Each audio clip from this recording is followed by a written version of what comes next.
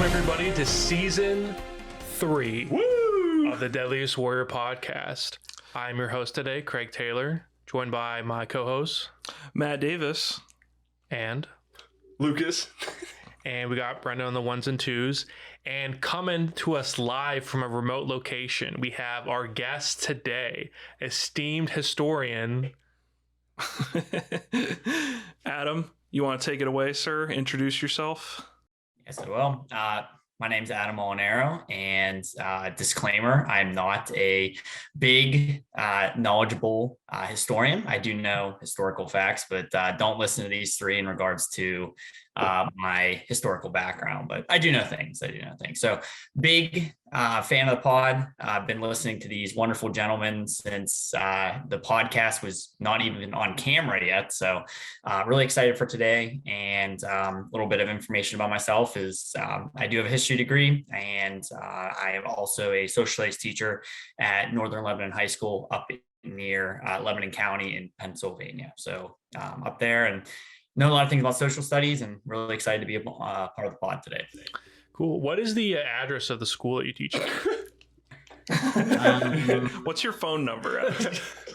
Yo, I hear you Look it have up. 4 PhDs. Yeah, now when we say Adam has multiple PhDs and he's like, no, I don't, guys, who are you guys going to trust at home? Are you going to trust the guy you just met? Or are you going to trust us, your faithful podcast hosts that have walked you up all this way? I think they're going to trust a dude with 4 PhDs. Oh, I'm getting Right, a phone yeah. call. Adam just won the Nobel Prize live on the pod. Wow, they wanted to tell Deadliest Warrior podcast first that was happening. Well, that's awesome. So, Damn. pleasure to have you, Adam. And you were actually chomping at the bit to do this episode. This was probably our most sought after episode of season 3. Mm-hmm. So Without a doubt. it's a season Yeah. premiere. It's what everyone remembers, but you won the lottery. So Yeah. Unpopular opinion. I remember season 3 in my memory. I was like, this season sucks. It's like the worst season. Probably because we got our lack of Max. Yeah. yeah. And yeah, this season's a lot better than I remember. Dude, I know what you mean. Like, we've talked so much shit in the past couple seasons of the pod, me especially. And going back, I've watched like 3 episodes of season 3. I don't like to watch too far ahead, because I like to get it fresh. But I watched a few while we were taking a break there, and I was like, this might be the best season of the show. Yeah. Minus, we're missing Max Geiger. So, if we could replace Big Max with, Robert Daly with Big Max again, I made my sign. Bring back Max. Yeah, bring back Max. Bring back season Max. 4, baby. Max is gonna be the producer. He said he'd come back. He did say that. Now, So, gentlemen, Deadliest Warrior great again. Here we go. yeah. yes, there has been a delay between seasons for us. It's been a little bit of a break, but I do want to put on record, season 3 of this podcast is coming out before The Winds of Winter by George R. So we did beat the deadline. We beat that one. It took us like 3 months to pick out new mics. It was crazy. Yeah. We sat in Best Buy the whole And time. it took us another 3 months to put them on the table. I will, ahead of time, I'll foreshadow. One of these is going to fall off throughout the recording, and I will leave it in, Maybe. so you can see our It ineptitude. will be Craig's. Probably. All right, we want to get in the episode, gentlemen. Well, we do have a little bit of housekeeping to do. So I've been harping on this because I think this is ridiculous. On Amazon, which is my preferred way to watch the show, there's a preseason aftermath, okay? And all the episodes, including the aftermaths, are $2.99. Fair enough. They split this 20-minute aftermath into 2 10-minute segments. In case you really want to know. So these grubby people, it's like breaking up the commercial or the episode by commercial breaks is insane. Yes. However, I did not, long story short, pay that money, so you don't have to worry about that. You didn't feed Daddy Amazon, I did not. So Daddy Bezos. yeah, no, not me. So I just want to cover that real quick. A couple comments about season 3 to get us a little bit primed. This is the first episode, obviously. So interestingly, they did change the aftermath set. It's no longer a curtain, like, unprofessional. But it's like this kind of museum display with like weapons and stuff. Yes. So it's very professional. yeah, it was sort of interesting. Jeff promises that the show will get more granular, and if they design a complex test, the audience gets to see how they design that test in Jeff's fabrication lab. So, is that interesting? I mean, they kind of already did that. I mean, maybe not to this extent, but I don't know. Maybe it's a little too deep, but it just goes to show that's everyone was asking for more detail and like more transparency, and I think that was a big focus, and so I give him credit for that. Dorian compared breaking down the details of each warrior, like their height, weight, and diet, to the tail of the tape with like UFC events, which is kind of interesting comparison. Yeah. He's like, you get the tail of the tape. Yo, he lost because he had tacos that morning. Had the bad diet. Yeah. Gave him the shits mid-battle. Yeah, which, I mean, we'll obviously get into that. I think it's very funny. Yes. Dorian confirms the fans wanting more details what led to these changes, kind of what I just said. And Dorian says he enjoys those, minute details because it allows him to get more clinical rather than just evaluating, the instant kills. So that was an interesting point because you see a dude with his head ripped off and you're like, he's dead. But, how crazy is it that the season premiere of the new season of Deadliest Warrior has like an intro episode to it? But it's not even the episode. It's an intro episode for the new season. Then they play the episode. Then they have an aftermath. You watch like HBO's House of the Dragon, and it's like it just plays the episode. There's no like forward to it. Yeah, this was a cultural event. Yes. They needed this. Yeah, so. It is. So they have a little profile of Dave Baker. Jeff says that sometimes if he couldn't buy the weapon, he would take pictures in a museum and build it from scratch, which is pretty cool. Shout out to Dave Baker. Sword maker. Yes. Jeff says, okay, so I think this is about zombie vs. vampires. Jeff says, one thing Spike is really good at doing is creating controversy on their shows. It has stirred up the pot, and I think that's going to bring people in and make people happy. In regards to that matchup, because they have to basically defend putting zombies versus vampires in here. So Kieran says that while he was initially skeptical of the matchup, he thought it was genius because it would capitalize on the zombie vampire popularity at the time, which if you remember there was Twilight, a lot of zombie Walking movies, Dead. games, all that stuff. So I forget how old that show is sometimes. I'll tell you what, I am not going to make a comment about zombies versus vampires because we got a whole episode at the end of the season to do that. So yeah. I'm going to save everything I got on that one for when we get there. Yeah. So Dorian begs the audience to give the episode a chance. Max says that Spike has read, quote, every piece of feedback on message boards, etc., that basically it's the fans' fault for suggesting it. He's like, people have wanted us to get into more like fantasy realm, and that we read everything, so really it's your feedback. How much shit mail did they have to sort through? You guys suck. You guys suck. Yeah. Bring back Max. Yeah. A viewer, I guess they take questions about season 3 because I remember they announced the matchups and we went on Xbox to like preview them. We were talking about them, like what they would be like. Oh yes. Yep. So people, I guess, were reacting to that list, and a viewer said it's unfair for both Joan of Arc and William the Conqueror to be put against a warrior of the opposite sex, and that it seems like the show was that she was thrown in to add a woman to the show.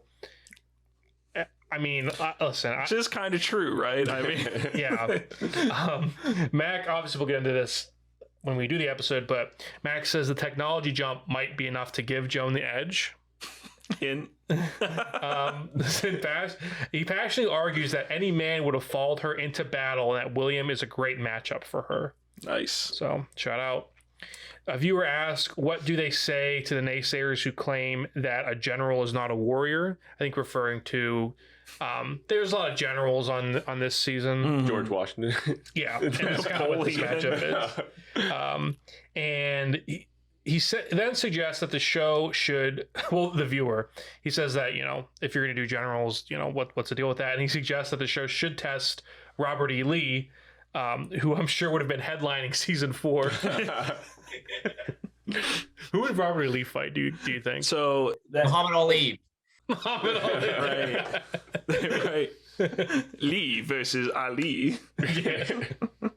It's a battle of the Lees. Yeah.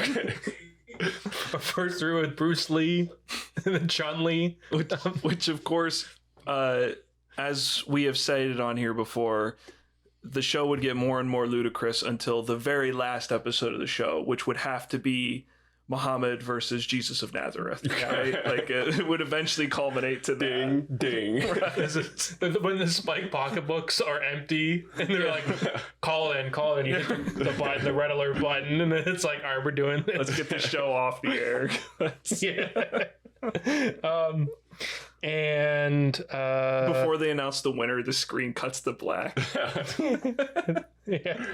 And then Max says that the generals on the show were more command generals and were more, I wrote actor, but active, I think. I wrote a typo there. But basically, they're not just like your sit back, pick your nose generals. He makes a comparison to Patton where, you know, they could fight. So, and it ends with a really funny trailer for season 3 that I will put in the edit.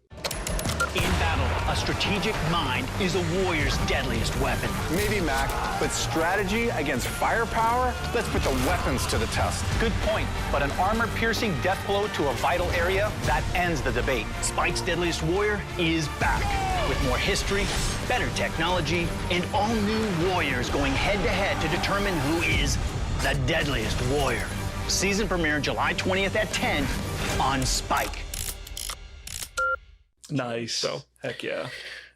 So that was that. I waited a long time to go over that. So without further ado, let's get into the episode. Let's get into the episode. Can I say something real quick?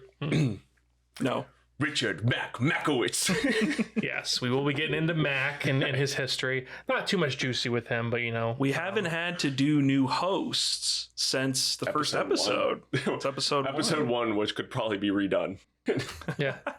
No promises. Do you want to get into experts now, or do you want to wait till we get through like the intro? Let's get through the intro and stuff. Let's get into it. So season 3, what? Okay. Season 3 opens with a warning. The following battle scenarios and tests are being executed by combat and weapons experts and should not be imitated. And the comments expressed in the program are solely for those of the experts and participants, are not the opinions of the producers. Which is basically like, don't try this at home. Yeah, get you hyped up. Or if you get mad at something someone says, it's not our fault. Yeah, basically. So, I want to ask you, just get you involved here, Adam. What do you think about this matchup on like a base level? So, Craig, gentlemen, what I want you to do is pretend that you are in high school. You're in high school. You just got done with season 2 of Deadliest Warrior. Everyone's finally talking about it. It's one of the big shows that it's at the lunch table. All your friends are watching it, and it's hyped. It's one of the best seasons so far in Deadliest Warrior with season 2. And then you have to wait an entire year. You have to wait an entire year to eventually get to season 3. And the way that they publicize and try to advertise for season 3 is they have George Washington and Napoleon Bonaparte, 2 great generals that they want to have everyone come and watch it. So everyone's pumped, everyone's excited. And coming from my personal point of view, this is why I'm really happy to be here, is it's an absolute letdown. It's an absolute letdown in regards to a great matchup that should have happened. And I think we're going to see a theme in regards to season 3 about just letting people down and live up to the hype. And that's where I'm at. That's why I want to be on this podcast in regards to this episode is, you know, I love Deadliest Warrior. With history, I especially love these 2 generals going after one another, but the hype was real. They hyped it up. And then eventually when it came, I remember watching the episodes with my younger brothers. And afterwards we looked at each other and we said, is this really the episode that we watched? Where's the funny stuff? Where are the pigs that get blown up? Where's all this fun stuff? And I think, you know, with season 3, you start seeing that the fact that they're going to run a little broke, and it definitely impacts the target audience that they have. So that's my personal opinion in regards to season 3. So that's why I'm happy to be here and be able to give my personal preference and thoughts in regards to it. We have asked that question on here before. Is they started to cater more towards like the fans, I would assume, by trying to make it more academic and make the tests a little more like they seem like a little more high budget, at least, and a little less like, you know, dumb guy action kind of stuff. And we have asked, is it better that they tried to improve the show, or should they have left it like the traditional Deadliest Warrior where stuff just jumps around? Like Adam said, they're blowing up pigs. I didn't even notice that, but I'm glad Adam pointed it out. We don't get any pigs in this episode, which is that is sad to think about. They had a prime opportunity to blow up a pig with like a cannon. Although if you think, so you talk about the budget, so I definitely understand, where you'd be like let down in a sense. I feel like a dummy would be more expensive than a pig, and I wonder if they got too rich for their own good. Yeah. Like, we just need to see a pig filled with blood explode. It's like that contradiction with the Star Wars movies, the ones that they had, the original trilogy, they had the lower budget, so they had to make things work. And then in the prequels, it was like George just had a blank check, and so everything is just like goofy. They just did whatever. Art through adversity. Thank you. So I think that's the term. But yeah, I agree. I think we'll analyze that too when the season's over. Is like that big question: was this the right direction for the show to go, and did they make a poor choice, or Yeah. So, but I agree with those sentiments. I appreciate that opinion, Adam. That's a good one to bring up. Yeah. So the intro is different. We get no intro from Drew Sky. And both armies are introduced by Jeff. Okay, guys, we are talking about George Washington and his Continental Army versus Napoleon Bonaparte and his Grande Armée. Drew Sky does eventually announce the heroes. I thought he was going to abandon the project altogether, but he is in there. It wouldn't be Deadliest War without him. I want you to know the first note I take when I watch the show is those descriptions they read at the beginning where it's like, the samurai, the lightning fast dealer of death from ancient Japan, feudal Japan. And I was waiting for it. And it's not until a few minutes in that they finally hit it, Right. So they try to hide it in there. They had to tease you. Yeah. In the opening, we see some dude's head get blown off with a cannonball. That's one of the best shots of this episode. Yeah. That's a little bit of that immaturity that you're craving, I think, Adam. Yep. So I'd love to see that. Any more dick jokes? Yeah. We do get one. We do. Do get one. I wrote it down. So okay, remind us when that comes up. Yeah. So I already noticed the B-roll is shot in the same location as the other two seasons, where it's a random field in California. And I don't know about Europe, but there's nothing about where they're shooting that's anything like New England. Like, it's very clearly a field in California.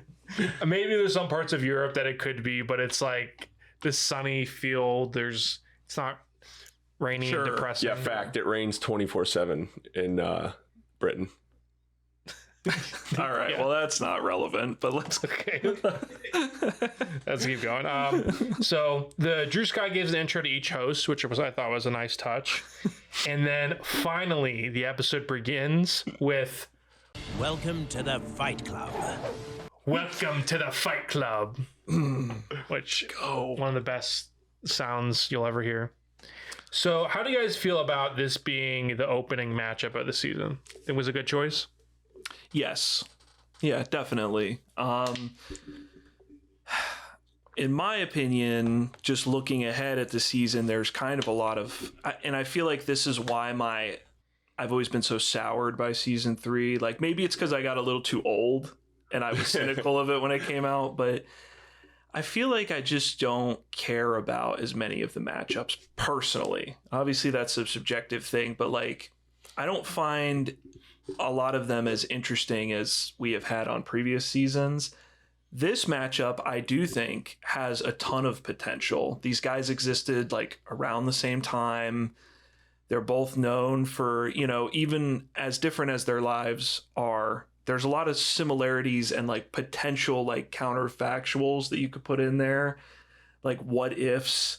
I mean, these guys were alive together at the same time at a certain point. Yeah. So it's interesting to, think about. George Washington was an old man by the time, when Napoleon was like a kid and growing up. But I think it's a cool matchup because it is neat to think about, okay, Napoleon's this great general. like, what if he landed, you time warp a little bit. What if he landed in the continental US, and he's got like George Washington is running around like Ho Chi Minh or something, with muskets. And it's interesting, like who's a better leader, who's a more significant figure from that time.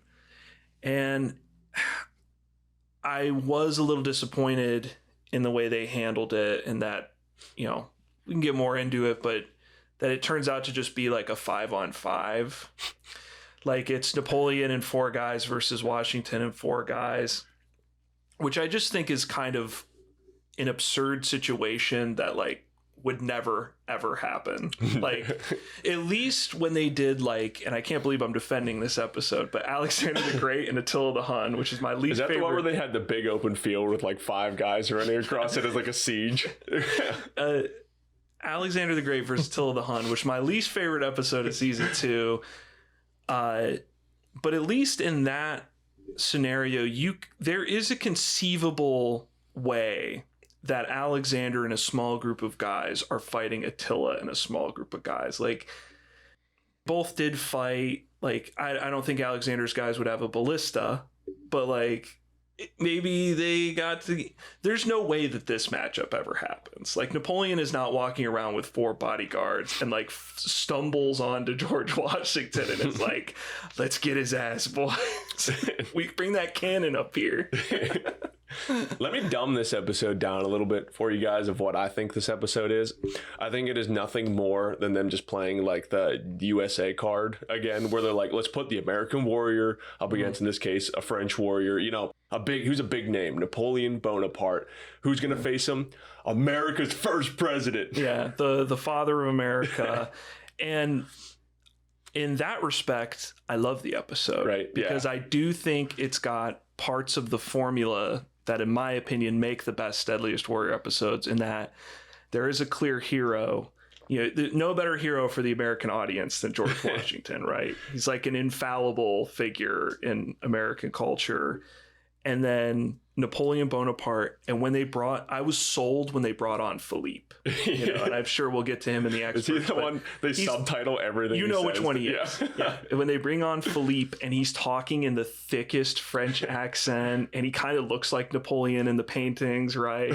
He's like, Napoleon would squash George Washington underneath his boot, that uncultured American swine. You know what this episode was missing? We're going to get to that, but I don't think it had good...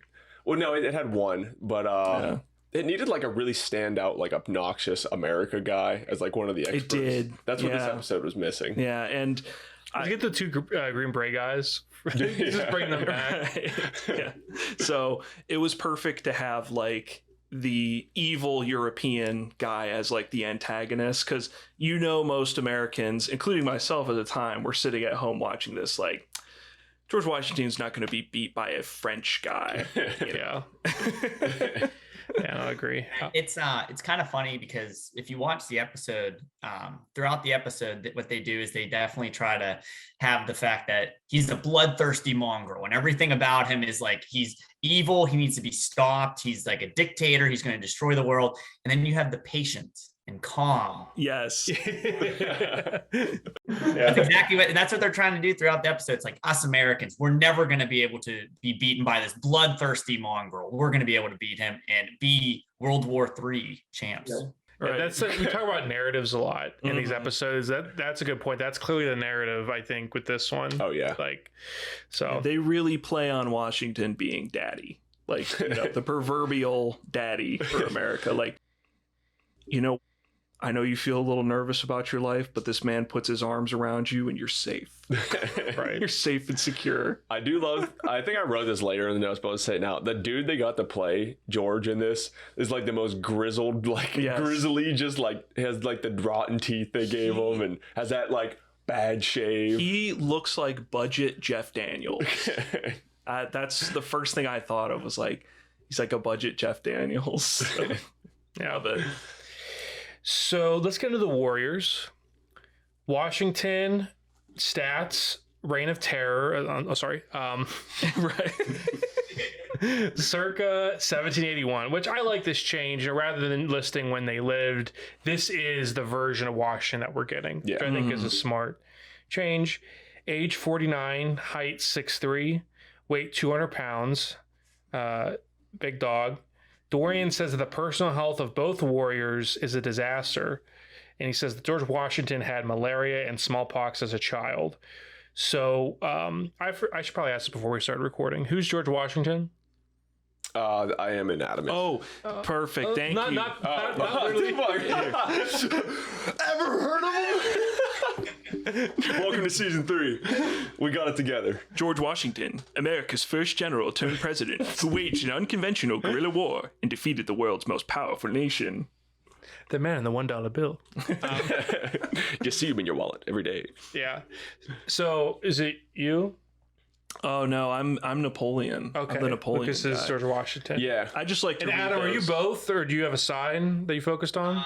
I am kind of both, but I'm also very knowledgeable. I wrote a lot of my notes down about George Washington.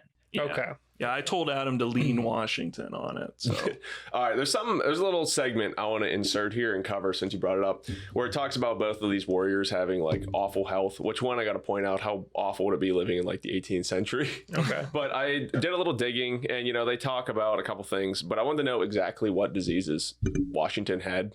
yeah, And he had like 9 main diseases throughout his whole life. So I wanted to cover this. start playing that Plinkett music where it's like, dun, dun, dun, dun, dun, Yeah. and it's just a list scrolling by on screen. Dun, dun, dun. I did go a little medical. I'm probably going to go a little medical this season because I used to work in like medical career. So sometimes like the diseases and stuff interest me. But so he first contracted malaria at age 17, living in Virginia, and obviously it didn't kill him, but it reoccurred through most of his life. He contracted diphtheria around age 15, which causes terrible sore throats and creates a pseudo membrane over the back of the throat, which can make people suffocate. His brother contracted tuberculosis, and a doctor prescribed breathing fresh air. So he accompanied his brother on a trip to Barbados and contracted the disease himself. He had smallpox at the age of 19 and caused blistery lesions all over his face, and it kills 1 out of 3 victims. If you ever played Oregon Trail, you'll know this one. Washington contracted dysentery multiple times during the French and Indian War. Don't you get that from like eating poop?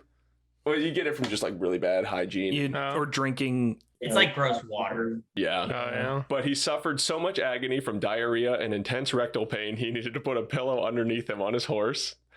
He suffered from quinsy, which is an infection of the tonsils, and this was a reoccurring infection. In 1795, he got a carbuncle, which is a large bump on the face that some thought was a cancerous tumor. He contracted pneumonia and possible epiglottis near the end of his life. So this dude was just sick. Probably like everyone in like the 18th century is just sick 24/7. You get all that from drinking water from the Mon. That's what happened. Check all those steel mills that were there. I think this is a great time to mention our sponsor, Pure Aqua Spring Water. You will not catch dysentery. Dysentery free. If you go to your local like Aldi and get this water. And don't forget to wash with Dr. Squatch. You guys promised me that if I come on, I get free Dr. Squatch for a year, right? Yes. Yep, that's the deal. Okay, good. I can give you my bar soap that Matt got me, which is, believe it or not, unused.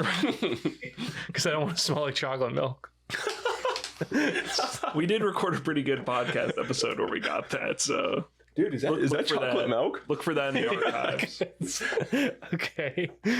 Still unused, sitting on my my dresser. So Adam, what was something that you found in your research that surprised you about George Washington, and did he really chop down that cherry tree? So he didn't chop down a cherry tree, nor did he have wooden teeth. That's also another common George Washington thought. What about the cartoons? Yeah, I know. Believe it or not, Craig, we shouldn't believe everything we see on cartoons. I can't believe it. I think the one thing just from research about George Washington is, he's well known as the father of our country, our first real president. Well, he, ended up having his own plantation. So, which is pretty surprising. A lot of people in the 1800s, the late 1700s, didn't really have anything else to do besides farm. So he owned his own plantation, and it is a fact that he had over like 1,100 slaves on it. So that's always something to kind of think about in regards to, yes, he's considered our, one of the greatest. Whoa, it appears we've lost Adam on the connection. Well, Adam, if that's true, why isn't any of my history books from when I was in school? Well, Craig, I don't know. Ask the government. I don't know what he is. Right. Yeah. It seems something's interfering with our signal. I think Adam said George Washington is great man.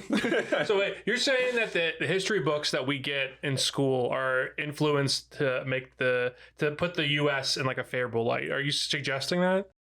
As a social studies teacher that teaches American history, that might be true. I don't know. Okay. I just want to confirm that. That really blew my mind. But you can continue, please. But yeah, so just to go off what Lucas said, is he was sick a lot of times in his life. He had a lot of different diseases. And I think the fact that, one of the things that Deadliest Warrior does, especially in the episode, is that they play up the fact that he's always going to be the second place guy. Like he's always going to try to be the underdog. And in this case, fighting all these terrible diseases, having all these different issues he's going to experience throughout the war, and eventually he comes up to be victorious, is something that he sees throughout his entire life. So other than that, Lucas pretty much hit a lot of stuff on George Washington, but no cherry tree. But he's well known for being very honest. So I know the one thing that a lot of people say is that he never told a lie. He did tell a lie, and especially, to be able to get a lot of secrets in the American Revolution. But in this case, he, was also known as being very honorable in that case. Yeah, except for the slaves. You know what's crazy? Not to belabor the point, but do you know how many slaves? 1,100 just people. Right. Just like, that's crazy. Well, I remember reading on his website the one time, because his what would you call it? His estate is like still run by his family, and like right on the website, they're like, yes, he had slaves, but upon his death, he had them all freed. And I was like, cool. Like, hey, we're allowed to live and learn and grow. Right at the buzzer, do the right thing. Right. Well, and I was thinking, like, what was that day like? Where it's like, all right, you're free to go. Can I have something for the road? Oh, you'd like some money? I have some work for you to do. You're free to go. Now, one of the first things I want to point out is I'm not sure where they got their height stat, but it's kind of like universally agreed that George Washington was around 6 feet, not 6'3". Not that it's that important, but it was kind of hard to find like a definitive answer though. Some places said 6'1", 6'2", so I'm just not sure where they got the 6'3". I think it goes into like the Washington mythos. Like it makes me think of that. He's larger than life. Yeah, that meme song that came out a number of years ago where it's like Washington, 8'7", weighed a fucking ton. Every verse he just gets bigger and bigger and does more ridiculous stuff. So yeah, I think it just goes in like, oh dude, this Washington guy, I hear he's like 8 feet tall. Yo, bro. So George, born February 22nd, 1732. He held his first public office in 1749 as surveyor of Culpeper County, Virginia. Received his first military training, was assigned to the command of the Virginia Regiment during the French and Indian War. Later elected to the Virginia House of Burgess. Is that how you say that word, Burgess? I think so. Progresses or whatever. He was named a delegate to the Continental Congress. And after getting to the Continental Congress, he was appointed commanding general of the Continental Army after receiving nomination from Samuel and John Adams, the beer guys. Something interesting is John Hancock was highly considered also. So he was almost our founding father, John Hancock. I mean, he technically is. But... John Adams, the only thing he's known for, the beer guy. So Washington accepted this commander-in-chief position June 16th, but declined the salary. What a good guy. And was commissioned June 19th. Some of his most famous battles in the Revolutionary War were the Battle of Trenton, which is where the famous painting of George Washington crossing the Delaware comes from, and the Siege of Yorktown, in which he defeated Lord Charles Cornwallis. And this victory was the one that led to peace negotiations that would later end the war in 1783. Yeah, what about the battle that was like by Kennywood? Did you read it? Fort Duquesne. Yes. Yeah. Yeah. Was that cool? Yeah, it was sick. I unless Lucas has something to say about it. Nah, you can go. Okay. So in this case, you have first, I guess, going off of, again what Lucas said is that this would be mainly associated with the French Indian War. He would, if you guys ever went to Fort Necessity, which is also in Pennsylvania, so he went to Fort Necessity, and then as he was continuing to be in the Virginia militia and the Virginia command, he actually went down to Fort Duquesne, which was originally called Fort Pitt, mainly because of William Pitt. But yeah, there you go, Pittsburgh. Here we go.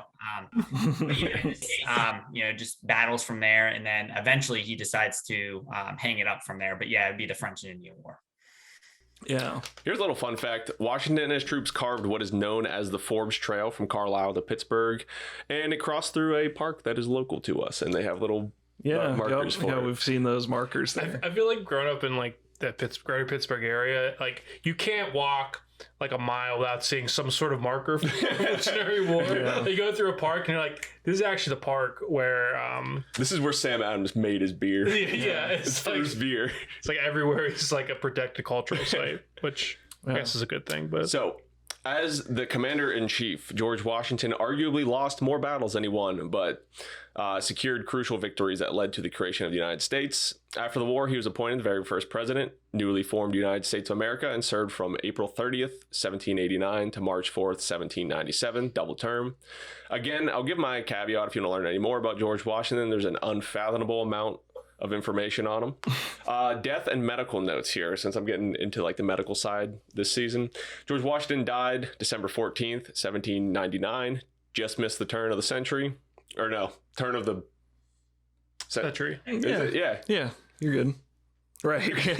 At age 67, after rapid onset of chest congestion while inspecting his farms on horseback.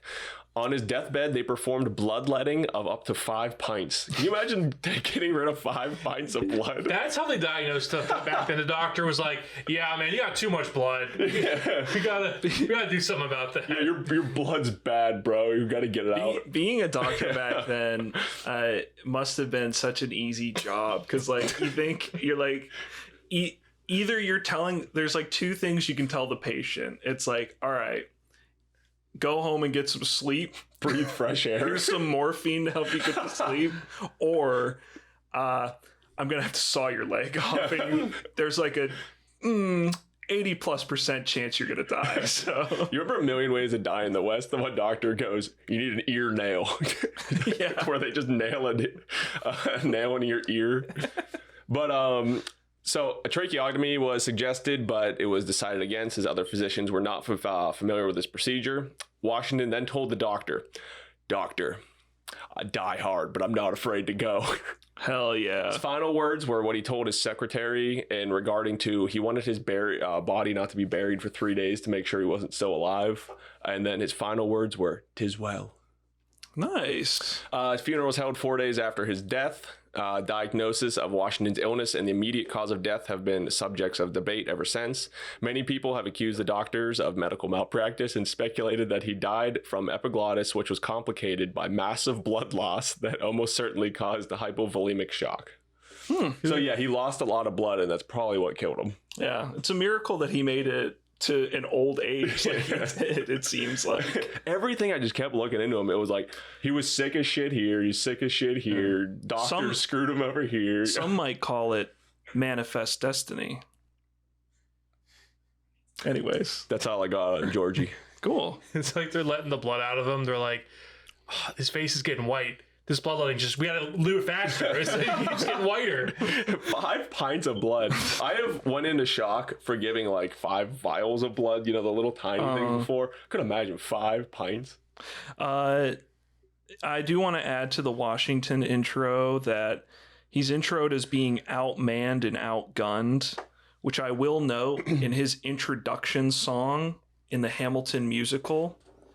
A very repeated line is, "We are outgunned, outmanned." We are outgunned, outmanned. So I think Lin-Manuel Miranda, you owe some royalties to the DW writing staff.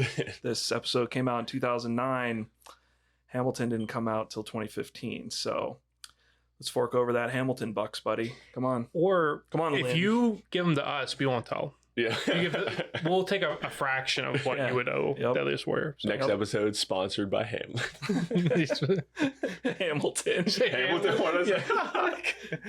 Whoa. Sponsored by Hamilton on Broadway. Sponsored by DeMar Hamlin. Okay. Did we win? Okay. All right, let's go. That's the Napoleon. So stats: circa 1805, age 37, height 5'6", weight 140 pounds. Dorian says that Napoleon has his reputation for being a short guy, but it's not even that short. So I tried to Google Dorian, Dr. Dorian's height, and I couldn't find anything. Right. So, That's interesting that he meant. Yeah, he's like 5'6". That's like average. Average for a chick. I hear like around the world, that's average size. yeah. So I thought that was a funny moment. Right. So he says Napoleon suffered from chronic insomnia, so he's pretty sleepy during the sim. Matt, I wanted to ask you, what do you think is so compelling about Napoleon that he's such a big topic for historians? Yeah, well, I'll first intro him by saying Napoleon Bonaparte, the brutal French warlord and emperor who left millions dead in his bloody wake. Going into what Adam said about how they're trying to paint Napoleon here, which not totally inaccurate in some respects. But I think the whole point I'd like to get at is that George Washington was not a perfect, amazing, infallible guy. He certainly had a lot of admirable qualities and decisions, but yeah, right. Definitely had some negatives going on. And, Napoleon, definitely a war criminal. But I'd like to get into... No slaves? I actually did not Google that. I mean, maybe. Brennan, can you help us with that? Did Napoleon own slaves? He did not own slaves, but the French Revolution actually abolished slavery, but Napoleon actually brought it back. Nice, yeah. So that does sound like something he'd do, although he did do a couple what you might consider progressive things here. So you want me to just get into some Napoleon history here, Craig? Okay. So like George Washington, Napoleon, you could do multiple podcasts about Napoleon's freaking life. Everything's documented. There's so many different phases of it. So I tried to boil it down to the major bullet points here. What we're told in the show is actually pretty accurate. And, they give an impressively short synopsis. But I'll say this. Napoleon Bonaparte, a.k.a. the Corsican pimp. All right. Short and not sweet. Right. Yeah. Napoleon was born in Corsica. It's like 1790 something. I didn't write it down. I wrote his death down, though. Don't worry. You did the math. So, right. Continue. Corsica is that island that's north of Sicily, off the coast of Italy, for those who don't know, for the layman. He was born to a family of minor nobility. So they were an Italian family, but France had just annexed Corsica at the time. And when he turned 10 years old, they sent him to military school. Now, because of his position in society, being a minor noble house, he likely would not have risen to above the rank of captain in the military if it weren't for the French Revolution. Ever heard of it? I am going to gloss over the French Revolution because it's a whole bag of worms. But all you need to know is by the end of the French Revolution, not necessarily as a result of the revolution, Napoleon ends up as the Emperor of France. And there is an epic line where he called himself like one of three consuls of France because, as you will see repeated throughout his life, his two idols that he strived to be like were Alexander the Great and Julius Caesar. So, he had to do the Caesar thing where he's like, I am the proconsul. Psych, I'm the emperor. In fact, when he first emerged, someone asked him, well, what is in this new constitution? What does it say? And Napoleon said, Bonaparte. So basically, ruling France with an iron fist had its ups and downs. But actually, Napoleon did pass a lot of liberal policies, classically liberal, like progressive for the time. He abolished feudalism. he relied much more. He promoted like the study of science over religion. He promoted a secular government and freedom of religions for people. He reformed the education system. And it was because of a lot of these things and, their threat to power that nobles all across Europe despised Napoleon. People just hated him because it's like, he's appealing to the rabble. And, Julius Caesar did a lot of the same kind of stuff too, relative to his time period. And this is actually where the propaganda of Napoleon being called like short started. And it was a lot of historians credit it to the British mainly because, British kind of a big monarchy at the time. And they're always doing some shit. Right. Too. And I hear it rains there 24/7. Yeah. Damn Brits. So hey, they were bigger until we kicked their ass. Hell yeah. So blew a 50 state lead. The British.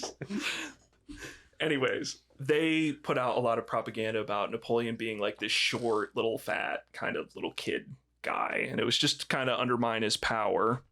It's funny that's like what sticks. It's kind of funny. Yeah. And that has been his image, I think, like for everybody, right? Like that's the first thing I learned. I remember earliest memory, like watching Fairly Odd Parents, and Napoleon comes up and they pick him up off his horse and he's got like the little boots. Yeah, he's got like the big boots and they pick him up and he's like a little kid inside of it. So ruling with an iron fist, Napoleon starts to take his army all across Europe and, he can't be stopped. He's whooping ass across the board to sum up some really long campaigns. And he needs a way to a little bit look into his personal life. He needs to cement his rule with an heir.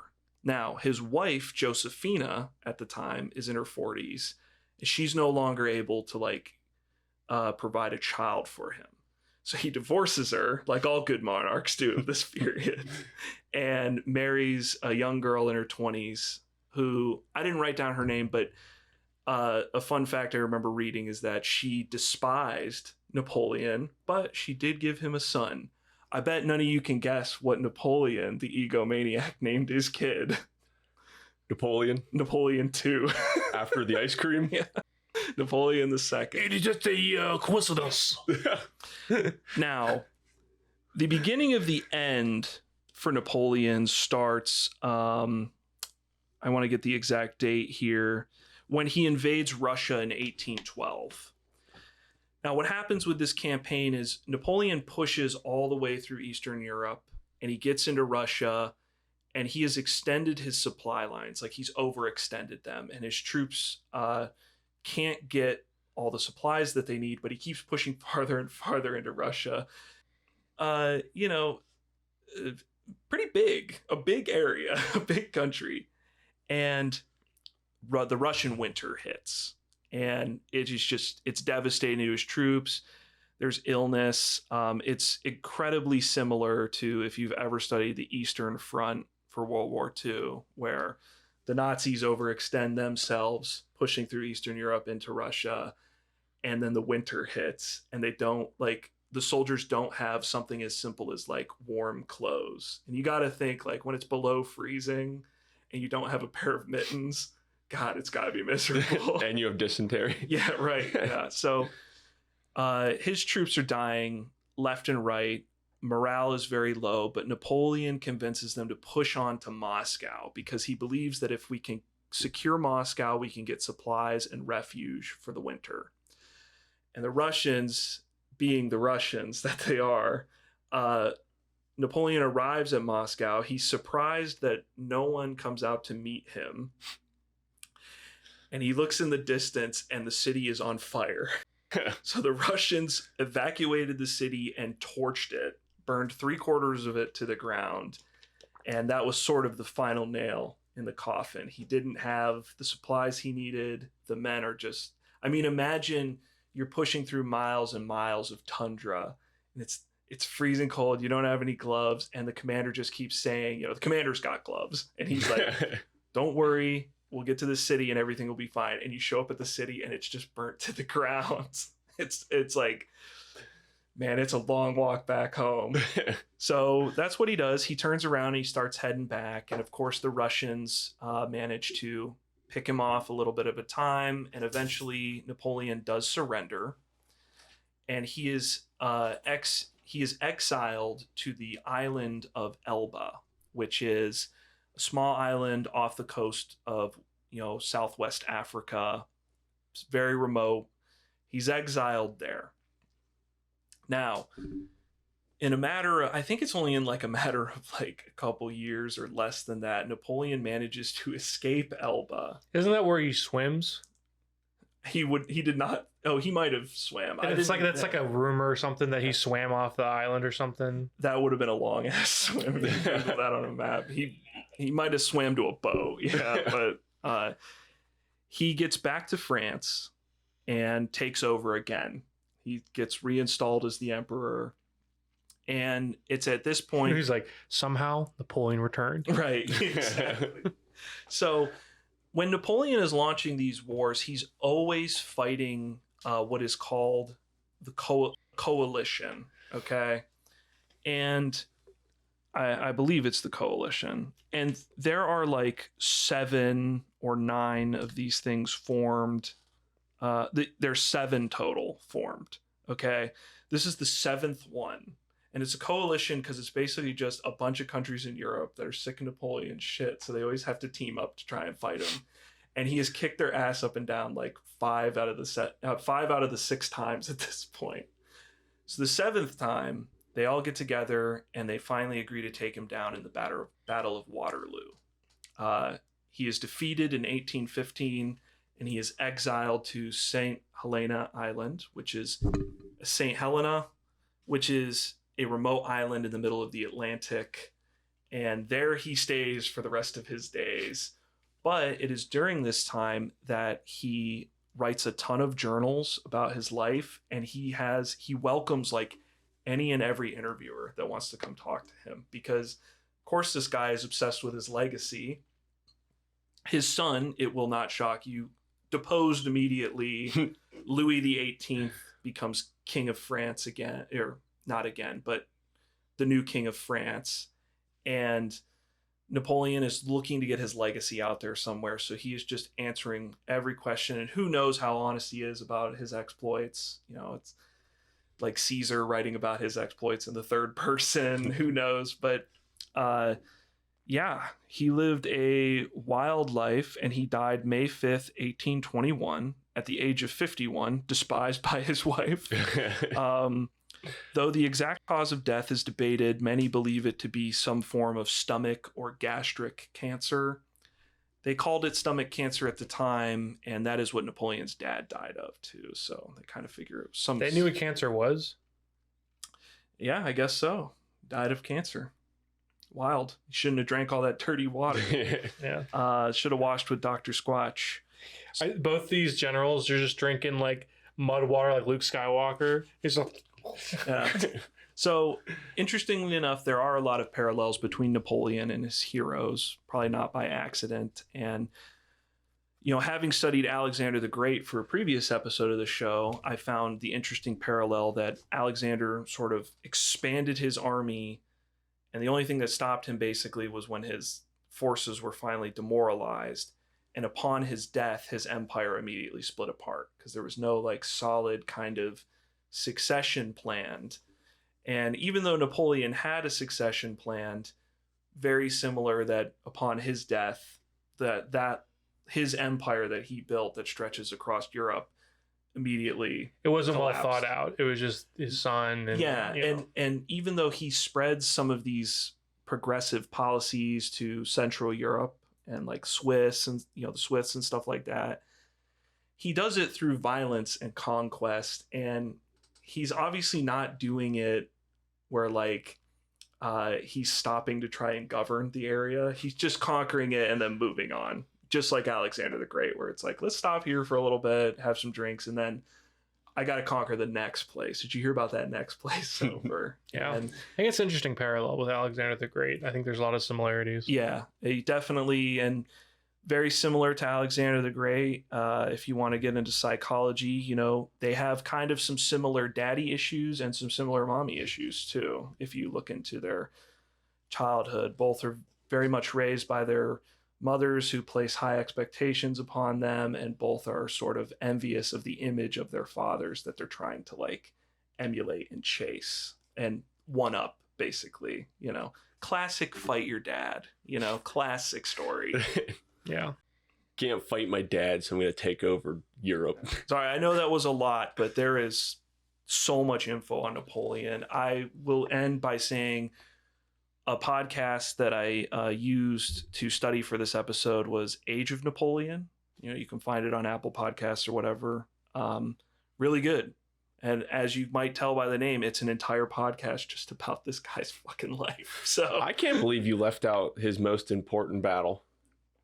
When he faced Napoleon Dynamite on Epic Rap Battles of History. All right. Let's talk about the more important battle when he fought George Washington. Yes. So great research, everybody. Appreciate that. But let's go on to my favorite section of the podcast, the experts. So we, of course, got to not only do the episode experts, but Mac and our boy Robert Daly. So Mac, really not too much to say. I think just in general, he comes across as very genuine and passionate. Yes. Not faking it at all. Research, he of course hosted Future Weapons, where a lot of people were first introduced to him. He's originally from Detroit, and he founded the Bukido Institute and Bukido Training System, which teaches a performance philosophy that uses unarmed combat as a pathway for exploring the dynamics of doubt, hesitation, second-guessing, stress, pain, fatigue, and fear, according to the website. So, dang.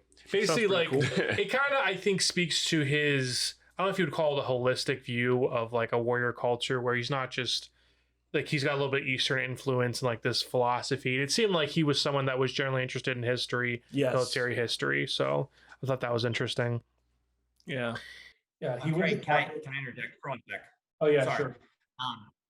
Going off on that, there's a famous TV series on, it used to be on History Channel. It's called America, the Story of Us.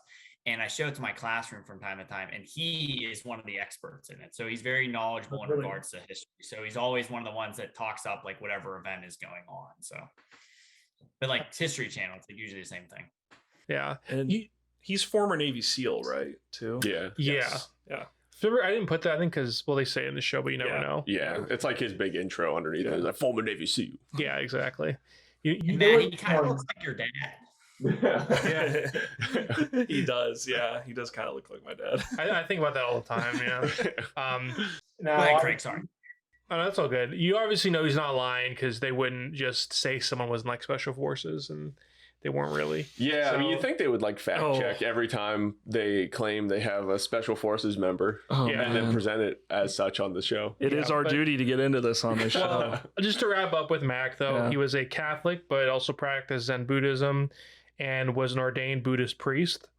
And he unfortunately died of brain cancer in January 2017. So 5 years ago. Matt, you didn't know that, Adam? I did not. I'm going to pour some out for him. Yeah. Yeah, exactly. Yep. That was sad. To our boy Mac. Good addition to the show, in my opinion. Right.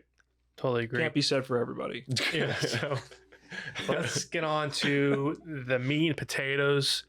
Robert Daly. Yes. So the show claims he designed this sim himself, and he says that results come from over 100 X factors. So the X factors we get at the end is just one of many. Bullshit. I love when they show his screen and it's got the transposed computer graphics. Like, it would do different ones with Max's computer, but with Robert's, it'll show. And if you read like the X factors on the side, it's the funniest shit. Yeah. I'd love reading the little fake things they come up with. They're in all lowercase. No one bothered to capitalize anything. It's like weapon speed, movement speed, durability. And it's like, what does that even mean? What does any of this mean? They put good effort in this season into making this new sim look like the results aren't just all made up. Yeah. I talk about that at the end. Don't even get me started. Yeah. These X factors. So I thought that was funny. And so as for the research, now we all know where this is going. So I thought it was interesting. He was the studio head at Pipeworks, which was the people who made the Deadliest Warrior game. So okay. I thought that was interesting. That makes complete sense. And this is also interesting because remember in our interview, Max said that he felt sort of slighted when he wasn't involved with the Deadliest Warrior game. Mm-hmm. So they replaced him with the dude who was the studio head of the game that he was boxed out of.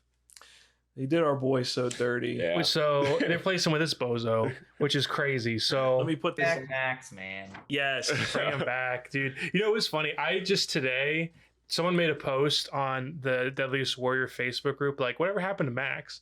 And I was like, I think it has something to do with the game, but there's this interview. It's a pretty good listen where he actually talks about it. Yeah. So yeah, these guys on this podcast like interviewed him. It was pretty crazy. You should watch it. Wild.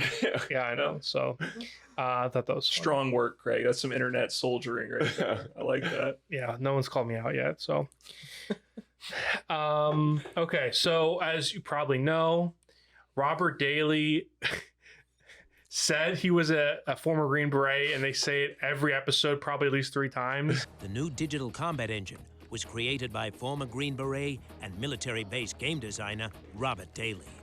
And that was a lie. So, Lucas, I want to get your permission. Can I, as someone that was in the military, can I please say that him lying about being a Green Beret is the fucking funniest thing ever? So funny. Stolen valor. It's like, it is so funny. He like doesn't even look like it at all too. Yeah. Like he does not, like he just does not look like a guy that would be, you know, they bring on like their military experts or even look at They all look like my dad. Makowitz. Yeah, and they come in and you're like, okay, I believe this. Right, He yeah. does not look like it at all. No. He looks like the guy who would be standing outside like Walmart in like a jacket he bought at Goodwill. Yeah. Be like, I sure. Yeah. Hey, you know, Robert Daly. Here's a question: Do you think they knew he was lying, or do you think he just like took the? They didn't care. Do you think he just took the fall for it, like when it came out? Well, the stuff I researched doesn't quite answer that, but I think it's worth getting the whole story. So I dug in a little bit to what happened. So he was outed by the site called professionalsoldiers.com, which is dedicated to former special forces. And they've also investigated other stolen valor cases. And, you know, he was just one of them. According to Professional Soldiers, the U.S. Army Special Operations Command had absolutely no record of him in their system. I guess they can just look up, you know, if you were in Special Forces, they can just look up your name or whatever. Daly made an apology post on the site and says that he, quote, regrets that he misrepresented his role by creating the impression he was a Green Beret. So no shit. You know, with the big title and the announcement under his name, where they announced him as former Green Beret. Yeah, I know you're gonna say it, Craig. I believe he mentioned like he was in the Army, or like he worked with the Army Special Forces or something. Yeah, he was an intelligence analyst for 3 years and didn't complete Green Beret training. I think maybe he briefly participated or something. And what I think this is my favorite part that I found, which is, it's no shame to admit, a lot of people do not make it through Green Beret training. But that doesn't get you a job on a show, right? Or as head of a video game company. So I guess not. And this is my favorite part. He says he did wear a Green Beret as part of his uniform, sort of suggesting that this was a big mix-up where he told the producers he wore a Green Beret and they thought he was one. Oh, that makes so much sense. He's innocent. Can we get the trombone? Can we do it? We're not going to do it because it'll be way too much effort. But can we put up like a wall of shame and like a wall of heroes and like put, you know, like Max in the wall of heroes and put him in the wall of shame? That's what top experts for at the end of here. Yeah. You know, I just love that. Just like the producer was like, "Are you a Green Beret?" "Oh yeah, I wore a Green Beret." Like that is the craziest mix-up. Like it still like doesn't even take accountability. It's like, I regret. This is just a big mix-up. I'm sorry, but it was not really my fault. My intro was supposed to be Green Beret wearer. Yeah. Person who's worn a Green Beret. So he stepped down from his role at Deadliest Warrior and as studio head of Pipeworks, and the point of what is this, a quote? I think from that website, Professional Soldiers. A point of contention is how one defines a Green Beret, and this might make more sense to at least you guys that are more familiar with the military. Foundation 9, which Pipeworks is a part of, points to Daly's transfer order of the 3rd Battalion, 12th Special Forces Group, U.S. Army Reserve, effective July 26, 1991, as evidence of his service in the U.S. Special Forces. Mr. Daly wore the Green Beret as a member of this unit and served as intelligence support sergeant until 1994.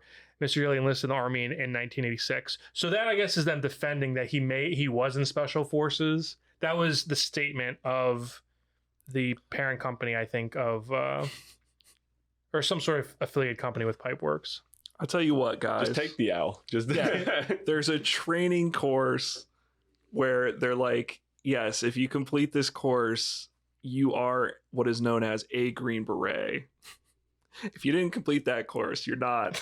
I mean, I work with a bunch of lawyers at my job. Dude, you're a lawyer? Right. But I don't walk around going, Matt Davis, JD. You know, that's like someone coming on our show saying they have like 4 PhDs. Turns out they just teach social studies. Right. Yeah. It'd be very similar if that happened. So, hey, in addition, I was a Green Beret as well. Right, yeah, we forgot to mention. Brandon, don't check that. Do not check that. Stop. Put a title card underneath Adam that says former Green Beret, PhD.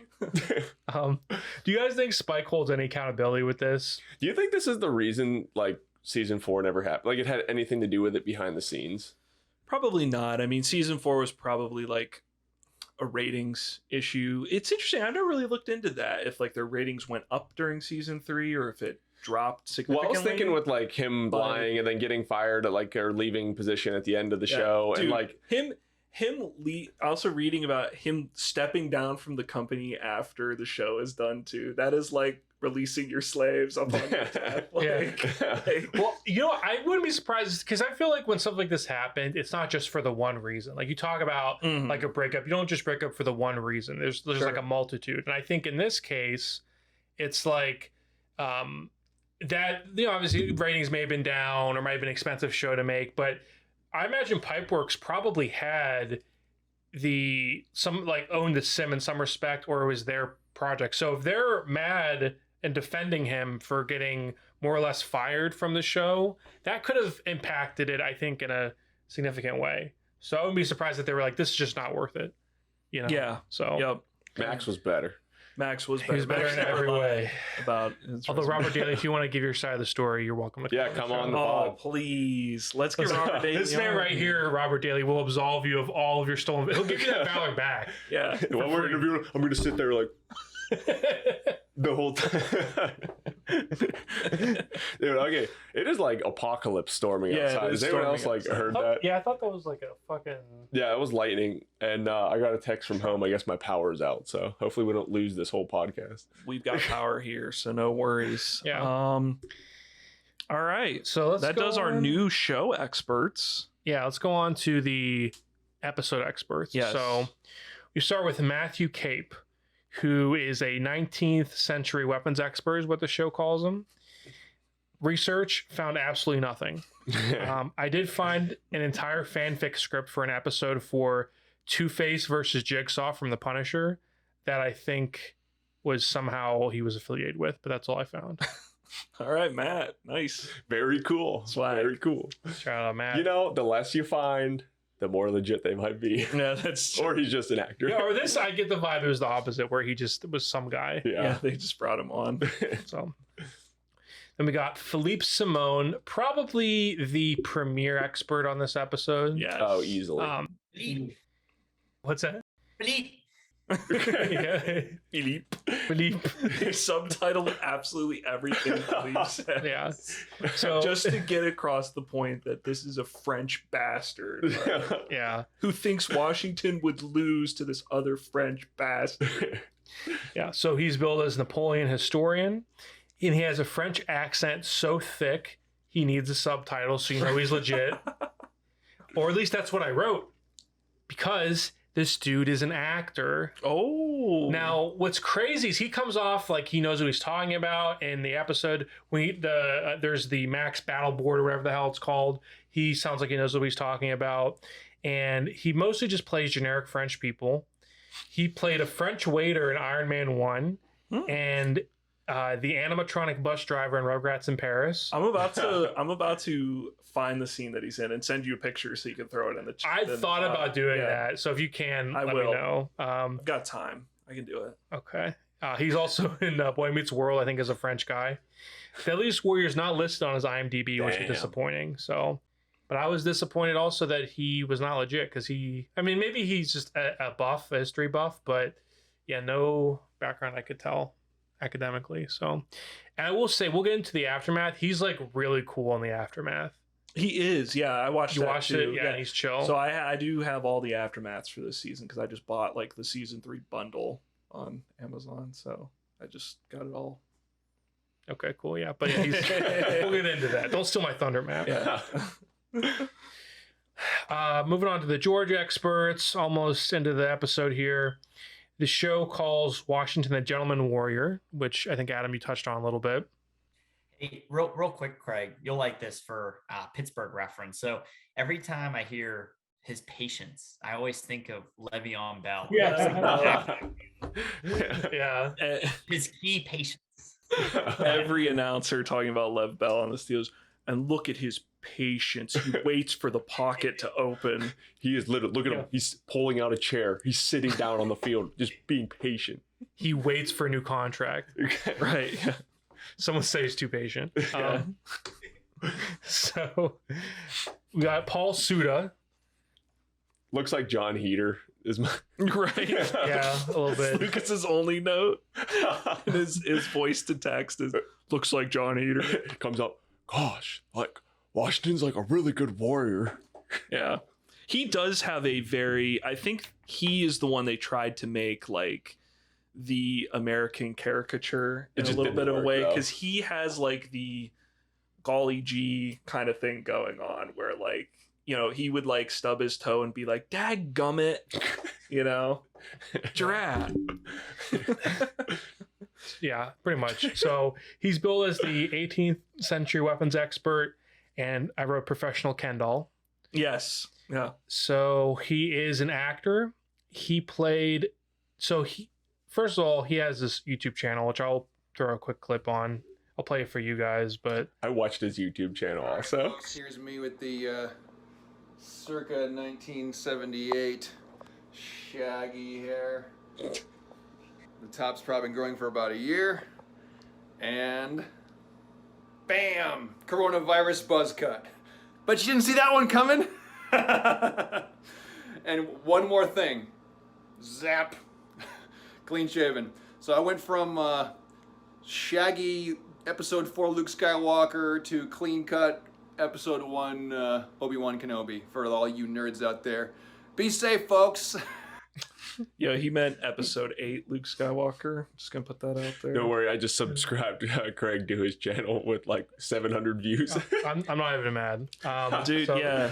That is funny. You know what? Honestly, that video is like, it's a little cringe or whatever, but honestly, good for him. Like, it is the perfect kind of cringe where it seems like he is happy. He's doing his thing. He's living his life. Yeah. Like, I have nothing but positive things to say. He seems like a cool guy. Yeah. Come on the pod. Yeah. Hey. Yeah. And Matt, I wanted to tell you about this. So he played a bodyguard on Sam and Cat. Not that I want to tell you, but my favorite show. Matt, the biggest Sam and Cat fan. I was on Ariana before she got big, dog. Before she was 18. I meant her singing. Oh, okay. Okay, sorry. America's sweetheart. And he also played Sir Arthur Dwayne in Game of Thrones. Are you serious? He's Sir Arthur Dane? Actually, sorry, in the Game of Thrones fan film, which he also directs, wrote, and produced. Maybe he didn't direct it, but he did stunt work. I didn't know about that. I'm going to look this up. So it's very cool. I'm not going to obviously play the whole thing, but it's called Tower of Joy. Yeah. And because they have a Tower of Joy scene in season 6, and I remember the actor who plays Sir Arthur Dane, and I was like, he doesn't look like him, but that was about to blow my mind. Yeah, that's why I was like, not the actual thing. So I'm not gonna play it, but if you can look, this is the fan film. The color grading is just like the show, like Deadliest Warrior. Well, yeah, too, but it's pretty legit. Right, that's Ned Stark. You know who this is? What actor is that? Why is there a bat symbol? Oh, I'm sorry, that's the Black Bat of Harrenhal. But they use it's like the same thing as the Batman's. But who do you think that is? The actor? Yeah. Is that the guy that plays Vlad the Impaler? No. It is the Batman himself, the Sword Master, Anthony DeLongis. No way, that is him. Oh. He played in it and choreographed, and I want to give a shout out to Flash Foxful for pointing that out to me and during my KOTOR stream, and that was crazy. Dude, heck yeah, shout out. Thank you for dropping into Craig's stream and leaving that tidbit. That is delicious lore. Come on the pod, man. Someday when I'm in a hospital bed and I can't remember my grandchildren's name, I will remember that Anthony DeLongis played a Kingsguard in a Game of Thrones fan film. Yeah, it's like 4 minutes long, so it's not a big commitment. So definitely check it out. It's got a lot of views. It was way higher quality than I was expecting. Right. It's not like people with poster tube in their backyard. So, which is really cool. Yo, what's going on, guys? This is Craig. I'm actually editing the pod right now, and I wanted to show you this thing that I found. It's mostly just the ground, but it's actually evidence from Paul Suda's channel that, of all people, Dave Baker was the armorer on the Tower of Joy fan film. So you have 3 Deadliest Warrior experts on one project, and this is like fascinating. Like, did they talk about Deadliest Warrior at all? Like, how did they come in contact with each other? Is there like a network of experts? I don't know. But I think it just goes to show that this fan film is a piece of Deadliest Warrior history. So if you haven't already, definitely check it out. And then finally, we got Dr. Wayne Lee, professor of military history, and I have it on good authority this guy's legit.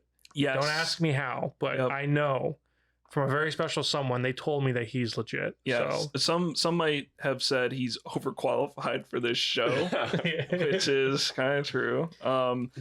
Although, I will say, professor at UNC, as an NC State alumni, I can't endorse anything that this Bar Heel says. Yo, go Pack. I looked up his teaching profile and Wolfpack. Yeah. And I saw something interesting too. He recently served as a visiting professor of strategic studies at the U.S. Air Force's School for Advanced Air and Space Studies. Like, anyone who goes to do something like that, they're like way too smart. Yeah, for Deadliest Warrior. He seems legit. How disappointed was he when he came on this show, do you think? And he's like, they're like, all right, so give us some facts about Washington. And he's going on and on. And they're like, all right, here's the deal. I want you just to read this line. He gets on a set and he's like, yeah, and Washington's tactics were known as hybrid warfare. Looks at the camera, just like, yeah. He fires a 6-pounder cannon. They call it that because the ball is 6 pounds.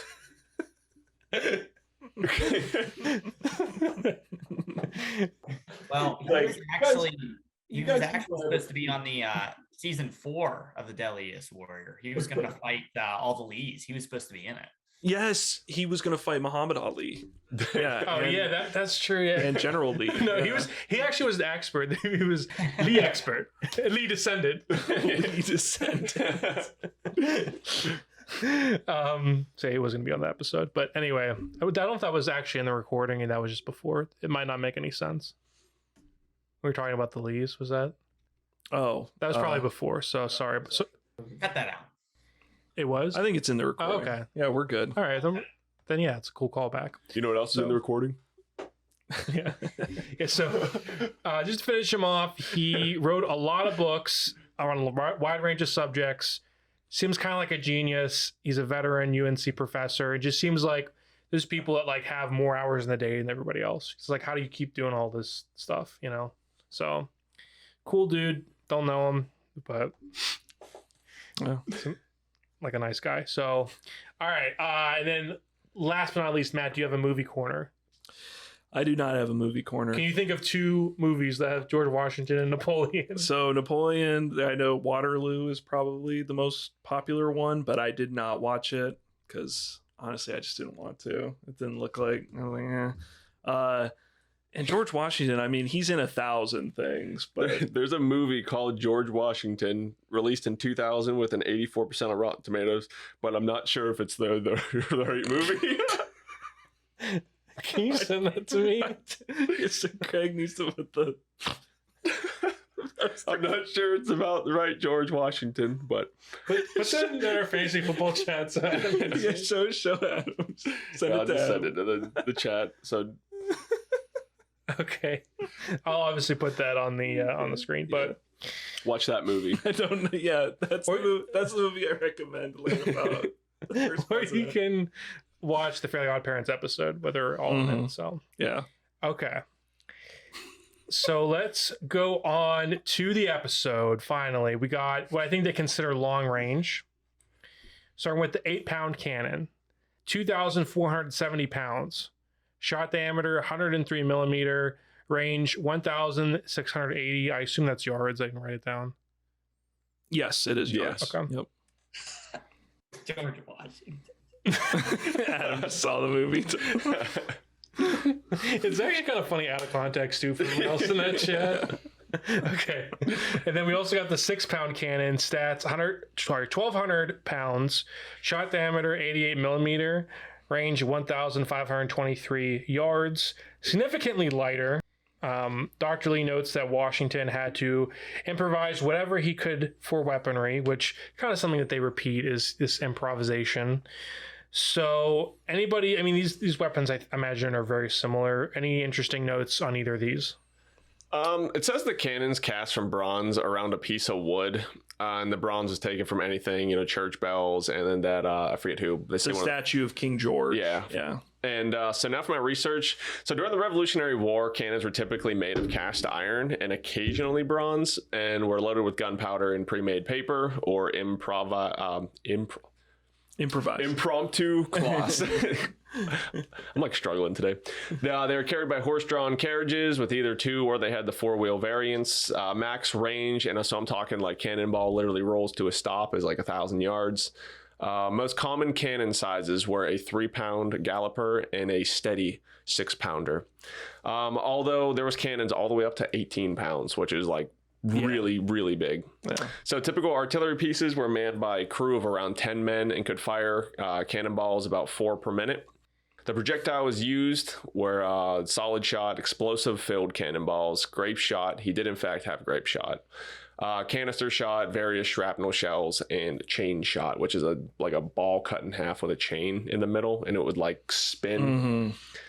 So I also found out you can buy cannonballs from the Revolutionary War for around $150. So I'm thinking we need one for the set. Get one and put it right, just a big sphere just sitting right there on the table. So other similar weapons that were actually used were mortars and howitzers, and I've seen demonstrations at Fort Macon in North Carolina of firing pretty much every size cannon. Cool. Is it cool? Yeah, they're pretty fucking loud. Yeah, that's it.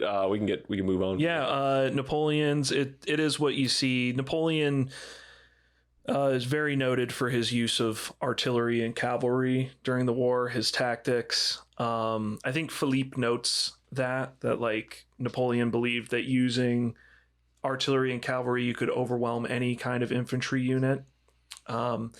He was just really good with artillery. He spent a lot of time studying it, and Napoleon, of course, in his army had, because he loved it so much, he had all sorts of artillery, every range. Like he had 6-pounders, 3-pounders, he had little howitzers, he had 12 pounders. So I think the 8-pound cannonball is fair. And I think they're just trying to demonstrate with this test, like, the quality of Napoleon's equipment, in that it's like military grade versus Washington's is kind of like thrown together. They need a narrative to push. Yeah. Yeah. He's making it work with what he's got. And that's why they shove like nails in the tube.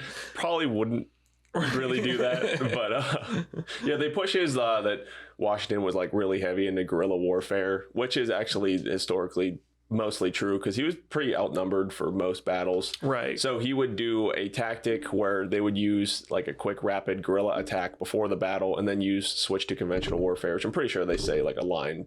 The hybrid warfare. The hybrid That's warfare. what they keep saying. Yep. So I did find out he had a network of spies called the Culper Ring that fed intelligence from the British to him. And that's how he got a lot of his able to do like guerrilla warfare tactics on like British supply lines and stuff, and so that's where he got some of his supplies. Thought that was interesting. Yeah. All right, well, let's move on to the test. So one thing that I noticed that they do is the one-on-one test. So I don't know if I have a section here where I ask everybody specifically like what they think about it, but that's just a note that other like last season or seasons before, it could be two totally different tests. I mean, obviously a lot of weapons weren't very similar, but they're pretty much all head to head. So that's sort of nice because you're getting a direct comparison. I feel like that was probably an intentional change. So they have this hut and they paint 1/2 red, 1/2 blue. Yeah, it's like a barn. Yeah, it's like a cartoon. So they put a big cartoon target on top of each roof so to shoot at, and there are dummies inside. Napoleon, if you look, obviously has way more surface area to work with because there's like a little side thing which I assume they're not aiming for, but it's like Napoleon has way much more. Yeah. But one thing I did know about this test that I like to see is they weren't afraid to just be like, we brought on some cannon experts to help load and fire the weapon. It's almost like it's dangerous. They do it later with the rifles too. Yeah. And I'm like, yay. It's like, this is kind of nice. It's comparable tests, comparable weapons, and they both have help because it turns out being an actor does not qualify you to load and fire a 12-pound cannon. So. Right. It would be funny though. Right. They just have them try to figure it out. Here's the shit. Okay, now see what you can do. We're filming. We're gonna be over there. So Napoleon goes first. The first shot goes through the house and misses totally. They then explain the lengthy reload process of the cannon. Second shot hits the shoulder of a dummy. The third behind a dummy and hits another inside. And next up is George. I think there might be more shots, but they take out the enemy cannon too that's set up. Not the real one, but the dummy cannon that they have set up. Yeah. Next is George. First shot goes through the house without hitting a target. The third shit. Third shit. Well, sorry, that was the first two shots. The third shot gives 2 instant kills, and the fourth shot, I honestly don't know because I was typing. I didn't see. I didn't feel like rewinding. Yeah. So they do deliver. It's their last shot, and they're trying to see if they can hit the enemy cannon. And they do punch a hole. It like right down the barrel, right through the barrel of the enemy cannon. Oh, well, I guess that was noteworthy. So, the best part about when they hit the enemy cannon is if you watch, there's a piece of wood that just so happens to fall out. So, oh, interesting, Adam. Yeah, if you look at it, there's just a small little. I thought that thing was made out of real material. Yeah, if that hit a real like cast iron thing, wouldn't it just it would be really expensive to put to get a real cannon just to shoot at. Dave Baker couldn't buy it, so he cast that cannon. He made it himself. They're doing my boy dirty. Yeah, he used the local church bell to melt it down and right. He was just as resourceful as George Washington. That's what they say. Yeah, leadership 88, right, or whatever, generalship. We'll get to that. I can't wait for that segment. So excited. So, Dorian says that Washington's cannon is 400 pounds lighter than Napoleon's cannon. That reduces fatigue, which is a factor in the sim, which I thought it was half as heavy. So let me go back and look. So it's 2,470 pounds, and then the 6 pound is 12 pounds. I noticed that too. That it was like weird gaff was Dorian, saying it's over 400 pounds lighter. So he's not technically wrong, but like, you know, he could have named a closer figure than that. It's 2 pounds lighter. So that really, believe it or not, adds up. At least. Yeah. So I just was wondering in that moment, like, do you think he just made an error in his speech and they didn't correct it? Or did like those cannons on set weigh something different and they told him and he, you know, said it, and then later in post-production they're like, well, we looked up the stats for these cannons. It's supposed to be... I bet it's way more rudimentary than that. They're like, how much do like the cannons weigh out on the field? I don't know, just say like 400 or something. Yeah. More than 400. Yeah. The dude who did the math on the, I think, was IRA Taliban episode, did the math for this one. Yeah. I can't let you go by the cannons, though, without mentioning the aforementioned at the beginning of this podcast by Adam and myself, the first dick joke of the episode. You know, we love to keep track of our dick jokes. I feel like we haven't had a good one in a while. And what is it? Philippe says Washington's cannon is like a miniature compared to Napoleon's. And Mac responds by saying, it's not how big it is, buddy. It's how you use it. It's not about the size. It's how you use it. Cracking classic dick joke in the Mac voice, though. Like the Mac, like Zen Buddhist voice, you know? I do love when they're in the hut after Napoleon's team fires and he goes, you know, we got a cannon that could do, you know, comparable thing. The weight's a little bit less. He goes, what are you firing? Apples or oranges? Dude, I laughed so hard. It's so dumb. Philippe is perfect. He's so perfect on this episode. I love him hamming it up. He's apples or oranges. I loved that, dude. I was howling at my TV. Good stuff. The other thing I really liked is, you know, our doctor Dorian. He says whenever they go over the shots that are associated with Napoleon, he says the psychological factor. Psychological factor that could impact all of the men that you're standing next to. They could definitely kill them. You watch your buddy's head just explode, eviscerated by a cannonball. You're just like, oh my god. All right, hear me out. It's a terrible thing. War is awful. Yeah. But there would almost have to be like a moment where you just laugh. If you're standing next to a guy, he just gets obliterated and you're like, holy shit. Like if we're standing here and like Matt, because it's funny to watch in like a movie or something. When someone gets like annihilated by a cannon and there's like nothing but like two legs just standing there and then fall over. Like Buzz Lightyear. What else? Oh, when they do the grape shot test, they line up a bunch of targets with faces on them, and it's clearly two specific people's faces, and I feel like it's just some behind the scenes guy. Probably. I tried to like see if one kind of looks like Elon Musk almost. Yeah, but it's not Elon Musk. No, it's definitely not. I mean, it's way too early for.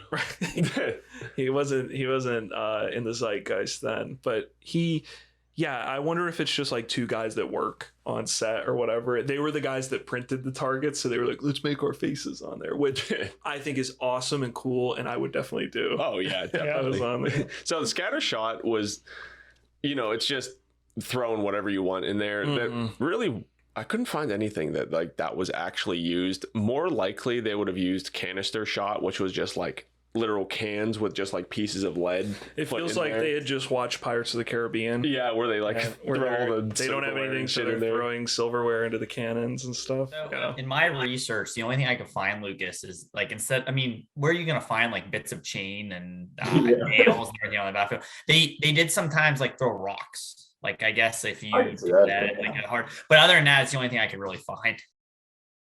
Yeah, at a certain point when you're out of cannonballs, you're just like, let's just start shooting heavy stuff at them. We might not hit, but if it does hit somebody, it's going to hurt, you know, kill them. So right. So the show calls that first initial test even though Napoleon has one more kill. Yeah, I noticed that. It's literally not even.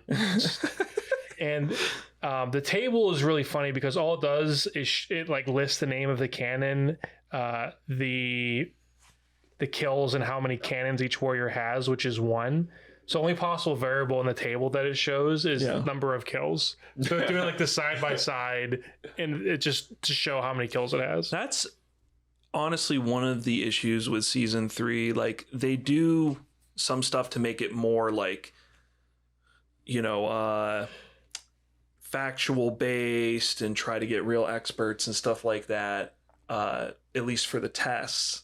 But a lot of it is the same bullshit that we got in the previous seasons of Deadliest Warrior, but like polished, like in a different hue. You know what I mean? Like, that is the kind of info we would get in a previous season, but it's like, let's put the graphic on screen in like a chart form so that it looks legit. And it goes, you know? beep, beep, beep, beep.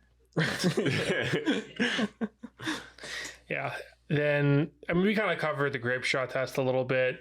They talk about the comparison with Napoleon using more of a manufactured grape shot versus Washington using shrapnel, kind of tying into that theme of resourcefulness, great American stick-to-itiveness, as Max likes to say.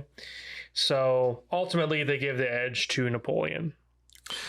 And I will say this is our first sign of it, and I'm curious to see if it carries through into later episodes, because it sticks throughout this whole episode, okay? Every single time they give out the edge, the test means nothing, and no one else's opinions matter except Mac. Mac calls it every single time. Like, even, I feel like every test, Jeff is bringing something up, or Dorian's bringing something up, and Mac is like, well, here's why you're wrong. Yeah, you're like, that's not it for me, brother. Yeah, he's like, yeah, so I get what you're saying, but Napoleon, really good with artillery, so we got to give him the edge. And I'm not saying Mac is wrong when he does that, but I kind of missed, you know, the old formula where like three guys who kind of did not know what they were talking about are like quickly taking a vote on who to give the edge to, and most of the time it's just whatever was the coolest. Yeah, right? Whatever did the coolest thing. And now I'm interested to see if that sticks, because every single one in this episode, it's like they're leaning towards one way, and then Mac comes in and is like, actually, this is getting the edge, and they're like, fair enough. Right. Fair enough. Yeah. I'm like, maybe that, do you think that was written into Mac's contract or whatever, that he has to be like the guy that gives the edge? He can never be wrong about an edge. The Rock can't lose any of his moves. Yes. It's like the same thing. So. Yeah. All right, well, let's move it on to medium range with the muskets. So we have, starting out, the 1777 Charleville musket. Stats are 66 caliber, 62-inch length, 10-pound.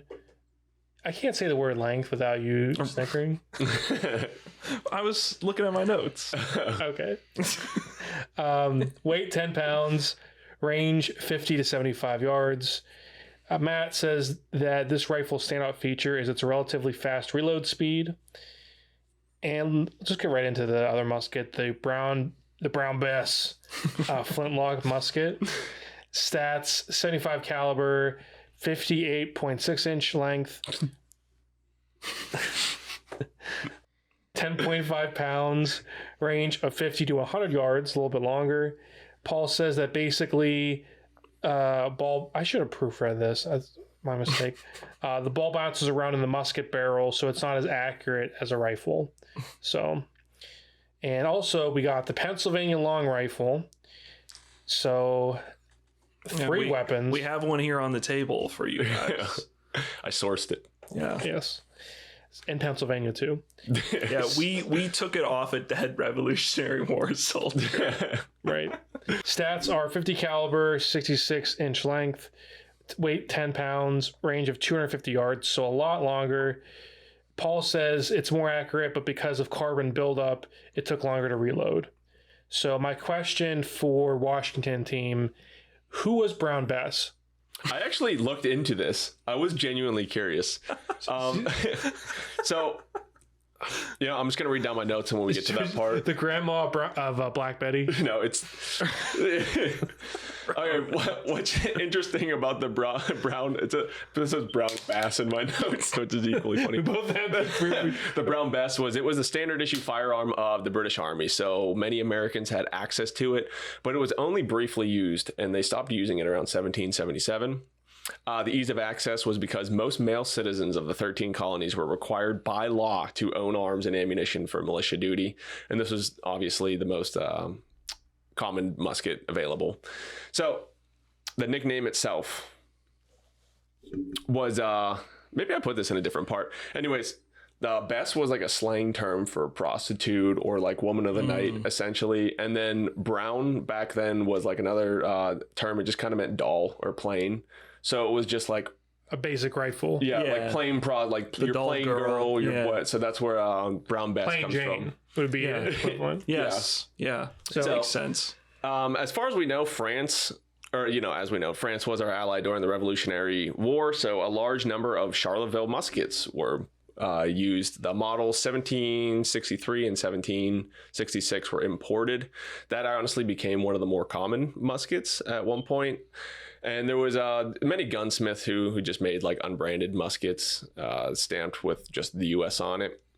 So the rifle itself, the long rifles, were designed were an American design by German gunsmiths living in Pennsylvania. This one right here is actually considered a Kentucky long rifle instead of a Pennsylvania long rifle. So do you know the difference between Kentucky and PA long rifle? It's just where they were made. Yeah. Right? Okay. Yeah. So this one was made there. Okay. Yeah. It's you can call this whatever you want. Yeah. But the only difference between the two rifles was one was made in Kentucky, one was made in Pennsylvania. Yeah. So they were used by snipers and light infantry throughout the war. Had an accurate range of about 300 yards. I don't remember what the show says. I think 250. But the drawbacks include the slow reloading process, inability of fitting a bayonet, which was a big deal, and a high production cost, and the extensive training a soldier needed to utilize the weapon to its full potential. Here's a weird fact for you. I'm talking 100 miles an hour. George Washington did not like these rifles very much. He argued for a more limited role, but it was Congress that were very enthusiastic about incorporating the rifles, and so that's why they were incorporated. PA is in the name, It's like, you can't have the British musket. You gotta have the PA rifle. Keystone State. Right. If we can, they're mean back then, and I don't know how American colonists sounded, if they just sounded British or not, but they were like, if we can get one clean shot at King George with a Pennsylvania long rifle, we can put this war to bed tomorrow, lads. Bro, that's a good idea. Let's get some of them German guys in PA to make them. I got a couple Brown Bessies. And that's when, after the war, when John Adams meets with King George, and he has the awkward interaction, King George is just surrendered, and John Adams comes in, and King George notoriously just stared at him, basically. It's like John Adams goes, "Here's a harmless cigar. You smoke it for 4 minutes." I usually only smoke it for 3 minutes and 59 seconds, but I'll make an exception. If you smoke it for 4 minutes, that's when you get the best flavor. Actually, really curious about how these were named originally. Some guy made one, and another guy walked by and he went, "Damn, that's a long rifle." And then that's a good idea. British people with Southern hillbilly accents. Okay. Were the Southern accents invented yet? I don't think there was a South. So there was yes, there was a South. It was a really big deal. All right. Anyways. All right, we can move on. Yeah. Okay. Not a big deal to this episode. But. Yeah. So I have a comment on both of them. So Lucas is right with everything he said, and the one thing with the Brown Bess, which was something we don't see in the show, which was very common back then, is they would put a bayonet on it. So I know we usually kind of talk about in Deadliest Warrior the use of bayonets. They don't mention it in Deadliest Warrior the episode. I don't know why, but they would mainly have a bayonet with the Brown Bess. Bayonets were a huge part of combat back then, so it is lamentable that they did not they test the swords or whatever, but which is fine for the generals, but they should have given the rifles a good bayonet test. Fucking what's his face, vampire Vlad the Impaler got a bayonet, right? Yeah, and not true. George Washington. Yeah, and the reason why because they weren't very accurate. So that's why they would all line up together in a line. And that's why you see the big thing with the Revolutionary War is they're all standing next to each other. So they would shoot, and because they weren't very accurate, you were just hoping that if you shoot too many of them, you would shoot from the front, and then they would move back and they would just keep continuing the line. But as long as you shoot straight, hopefully you'd be able to hit somebody in this line. So then eventually they would stop and then they would charge with their bayonets with the brown vests. And then the one interesting thing about and Matt, this is your question in regards to the Pennsylvania long rifle, is the reason why it's called the Kentucky rifle is because of someone that you might have heard of. His name's Daniel Boone. So Daniel Boone, he's originally from Pennsylvania, and he actually used this weapon for hunting. And from there, he actually went down to Kentucky.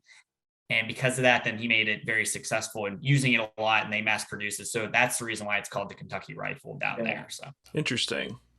And then my other last thing before I'll go is with the Pennsylvania long rifle is what Washington had them do is it was more of a sniper rifle. So he would always tell them, and he wouldn't play by the rules of war. So, normally you would aim for the soldiers, and he actually would tell his militia to aim for the general in this case. So that's why they would hide behind trees and shoot for the general first. And then that's why they were actually pretty successful in the war, because they actually didn't play by the rules of modern warfare back then. Yeah. Adam, you leaving? And you said after you said that you're going to leave, you're going to go. Oh, I'm out. Yeah, I'm out. Okay. Nice knowing you. Good luck with the rest of the podcast. Stay deadly. Stay deadly. Stay deadly. Yeah. They're sniping from behind the trees, and the British are like, "Oh, you gotta come out here and iron up, mate." That rifle's have little twisty bits in them. We're on a right proper sticky wicket here. Sorry to our British fans. Okay. Sorry we kicked your ass. Revolutionary War. We need all the subscribers we can get. The British, listen, you almost had us. It was so close. If it wasn't for the Battle of Kennywood, I don't know what would have happened. Yep. So, okay. How you gonna win a war with a guy named Cornwallis, though? Can you imagine? That's what's funny about the British is they're like, who do we set to put down this rebellion? And the king, zooms in on his face. He's like, Colin Cornwallis. Imagine if they won, we would have currency, and he'd be like, he'd be on it, like, General I'll buy that for a corny. Okay, sorry, British people. The Charleville musket. Okay, yeah. Well, we kind of covered all the muskets, so. Well, you had something to say about it? Yeah, okay. yeah. I was just gonna say we covered George Washington's weapon. You got to give Napoleon. He gets two. The fix is in, and I say that because it is kind of bullshit. So. I guess you guys should have invented rifles then. What other warrior, in your defense, what other warrior gets, this weapon's not good at this? Well, let's give him another weapon to help make up for that deficiency. I think the only thing it is, if he just did two muskets against each other, it would just be dead even. So, dead boring. Let me get into this. So, folks at home will remember that Napoleon exists after George Washington. So, rifles were around. Now, the Charleville musket is the primary weapon of Napoleon's army at this time. And it is what the majority of his infantry are carrying. Cavalrymen would be upgraded with carbines, smaller weapons, or pistols that they could fire from horseback. But your main infantryman's got the Charleville musket, and it's all about the volley fire that Adam is talking about. George Washington's guys are running around mostly, hiding behind trees until they start to get in that formation you guys were talking about. Napoleon's got rank and file disciplined troops that he is signaling around the battlefield. And actually I learned this from the Napoleon podcast, really interesting point. One of the biggest keys to warfare back then in this era, volley firing muskets, one of the biggest keys and what they focused on a lot was just making it so men would not run away. Because as long as people stayed in the line, even though people would be dropping left and right, if they could get their guys to stay and keep firing, statistically, they would do more damage and live. But a lot of times, as you can imagine, some guy gets domed next to you. Maybe after you're done chuckling, you start to run away. And so a lot of warfare back then was all about the officers disciplining the men, whether it was through, making them have such faith that they stood, or putting such fear in them that like, if you retreat, we are going to cut your head off, basically. So it all relied on this volley fire, and Napoleon did have rifles in his army, but Napoleon did not like them because he didn't need them to be accurate. He didn't, because he was using groups of men, and he did not like that they had a slow reload speed.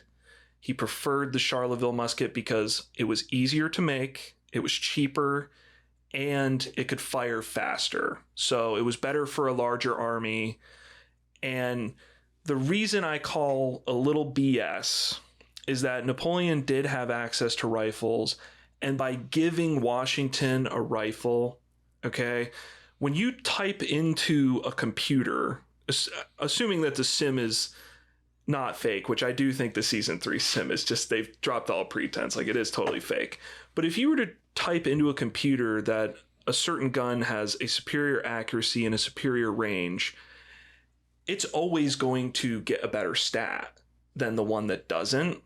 And I don't think you can really account for some of the training and maneuvering when it's 5-on-5. Like, that's where I'm getting at, is having a longer range, more accurate rifle is better for the scenario that they put in this show. This ridiculous, like, Napoleon's running around with 4 men and a cannon, and Washington's doing the same.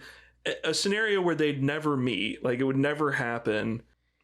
And if Napoleon, for some reason, he's pulled up into Valhalla and Odin's like, it's 5-on-5, you and Washington, and the winner gets to drink my mead or whatever.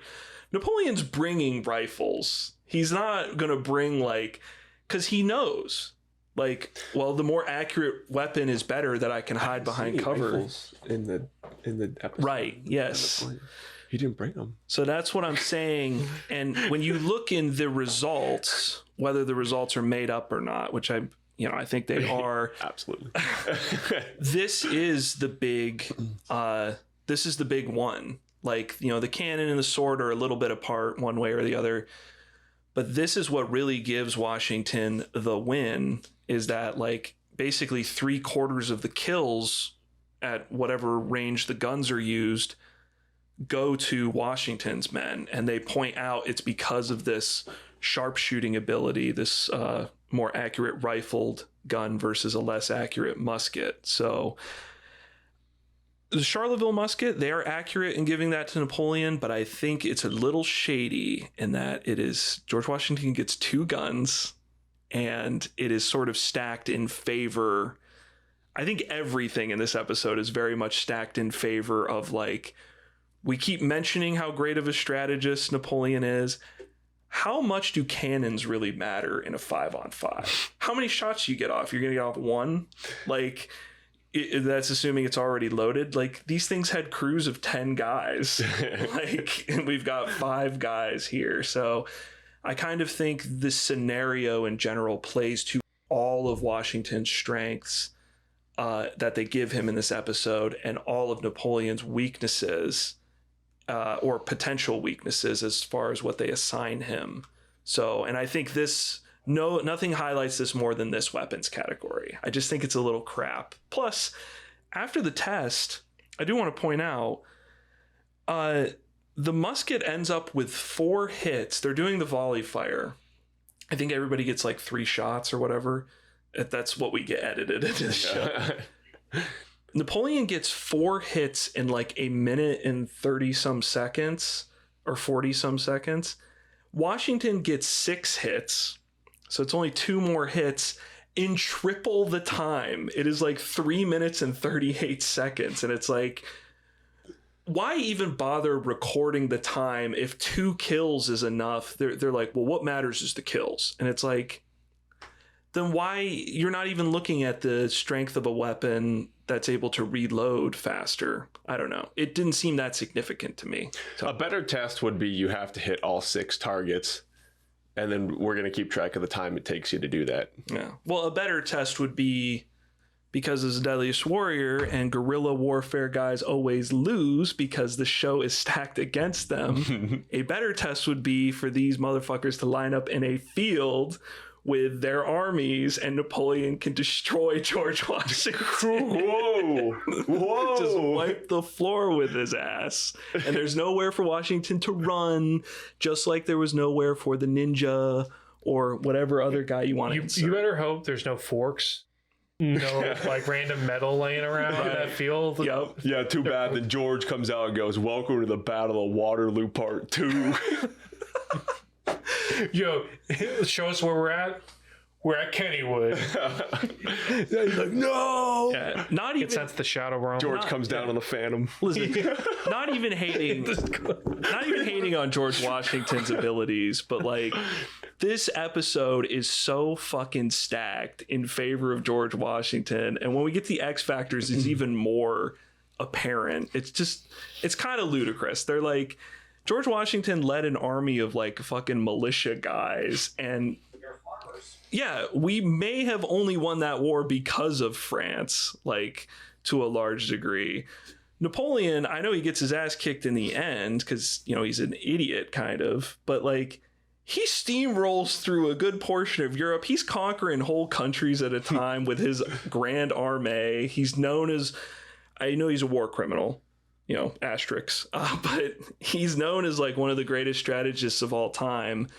And it's just insulting that they're like, yeah, but it's 5-on-5 and Washington's rifle is like a little more accurate. You know, if he gets triple the time to shoot than Napoleon does. Sounds logical. Absurd. To me. Yeah, absurd. No, it sounds logical. I'm just getting this. Listen, that's the elephant in the room, and I'm just getting it out there. Right? All right, well, let's keep it moving to the test. So, basically, just a firing line with 4 dummies. Napoleon's team goes first. The first round misses. Total reload time is 28 seconds. The second volley misses, and then the next volley, next 2 volleys each gets a hit, which I wrote down for a total of 4 hits, which doesn't make any sense. Yeah, that's right. It does end in 4 hits. Okay. Well, in 1 minute and 43 seconds. Okay.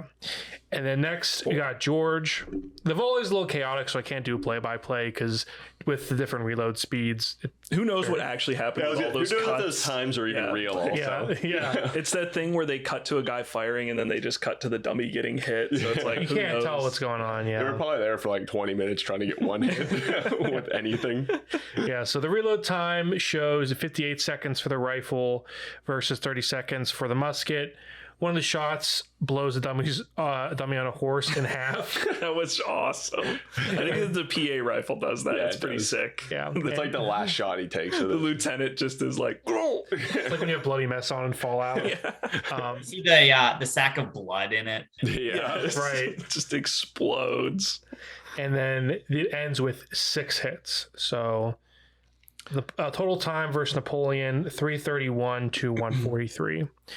So Edge ultimately goes to George. I'll leave the floor to you guys. I've said my piece. I take it. Forgot one of the best parts, Craig, is whenever he shoots the mannequin in the dick. Yeah, he does. Oh yeah. You hear you say evil trick. Evil trick? Oh, that's a hit. Evil trick. What a weird thing to say. Evil trick. Evil trick. Now you got no dick. You know what? It's funny. Is that like a phrase or something? I don't know. Oh, that sounded like something. Yeah. Stay tuned for the t-shirt. Check out our merch shop in the links below, or pick up your evil trick. You got no dick shirt. Yeah, that was right next to our ever heard of them shirt. You can see it like written on like a in a dive bar in the bathroom, just like evil trick. Yeah, that is like reminds me of Joker's trick. You're drunk and it's 1:30 a.m. and you have no idea what the girl you just talked to said to you, and you're taking a piss and you just see that written above the urinal, and you're like, hell yeah. You're like, you know what? I'm glad Washington kicked his ass. Right. It's funny. I remember that, and I thought I heard him say that, but I was like, evil, what the hell? Like, so I'm glad you pointed that out. Because that was a weird thing to say. Of all the things you could have said there, odd. So, okay, any other thoughts? No, as it's presented, which is what you always got to do on this show. Even though I just said no, I'm going to give my thought. Just take the show at the value of what they present you and how it's presented. I agree with the trick. Evil trick. Okay, I'm gonna stop. For me, I'll say this is I completely agree with Matt. I don't think it's fair how he gets 2 weapons, and I think the one thing that Matt alluded to earlier is when we say that the what's his name? Is it Max? Is that what is or no? What's his name? Or are you talking about Robert Daly? Oh, yes, Mac. Yes. Yeah. Mac. Okay, yeah, Mac. So Mac, like if you think about it, they were talking, and eventually Mac's the one that basically says, "Oh, well, edge to George Washington." It happens again. I know. So they eventually go with him, which I disagree because I think that Napoleon shot, even though he missed one, I know we got to deal with what the test is, but he shot pretty well. He might have missed one, but the time difference is pretty significant to me. But by the time you're reloading that rifle, you're getting a bayonet through your stomach. So, and I mean, thank you, Adam. Mac does do it again because Jeff specifically says, I don't like that it takes like triple the time to like get those shots off with the rifle. And then Matt goes, yeah, but it's the kills that matter. So edge, he goes, rifle. Fuck you and fuck that. Yeah, rifles replaced muskets, Jeff. So edge, Washington. Also, it's not just an edge. It's going to get 3/4 of the kill at this range between these two. You taste the salt in the air. I'm a little salty. I'm not even mad that Napoleon loses. Like, I was rooting for Washington watching this, but it's not like I'm a huge Napoleon stan. I just think you watch this episode and it's so clear. Like, someone gets screwed over. It's like, this is fucking stacked, yo. Yeah. I want to hear about some swords. Yeah. Okay. Well, before we get to the swords, though, we have to go to Mac's touch table, which I kept thinking like Mac's battle board. I feel like that would have been a funner name, but it's technically the touch table. I always used to think of Jay's Telestration with the Penguin games, which for those that are not from Pittsburgh and between like periods of the Penguins, they would always make a big deal about Jay Caulfield. He would like telestrate a play or something, and I always would think of him with Mac. I like that. Craig, our friend RJ, who's been on the pod before, him and I would always stop and not watch Jay's Telestration. We would go do literally anything in between periods rather than watch Jay's Telestration. Do anything else. Yo, I got some Yu-Gi-Oh cards that are old. You want to go look at those? Yep. Let me go clean my oven. Okay. So I kept writing George, not George Washington, and I'm like, who's George? George. So Dr. Lee says that George Washington was known for hybrid warfare, where he would have a core military as well as various militias to bolster the ranks. And he breaks down the Battle of Yorktown. Now, I do want to ask you a bit about that, Adam, but how do we feel about the touch table just in general? It's an interesting idea. Me personally, about whoever. I mean, you go, Adam. Well, I mean, touch table. I guess this is what we're going to be doing on Deadliest Warrior from now on, is going over this, Jay's Telestration thing. It's funny you say that because I remember like, okay, this is it. This is it from now on. Like, we're gonna get this all the time. Like, even as a kid, I was like, great. So it's kind of neat in like a, I'm a cat and this is a shiny toy kind of thing, like a laser pointer kind of thing. Like, ooh, what is that? It's an iPad. It's a big iPad. Yeah, like when your dad gets the iPad, he wants to do everything on the iPad. But that's funny. My dad got an iPad like a few months ago, and he does everything on there. And then like doesn't watch TV anymore. He's like, I got it pulled up here. I'm like, Dad, the TV's off, dude. Like, he's like, I don't need it. I got the iPad. So, anyways, sponsored by iPad. Yeah, I love it in a way, but it also speaks to that idea I have of like, it's the same like kind of useless crap in that it doesn't tell you anything really of value, but it's glossed over now. Like it's the equivalent of when they used to play like those segments where it was like, pirates were the original Delta Force, and this is their strategy.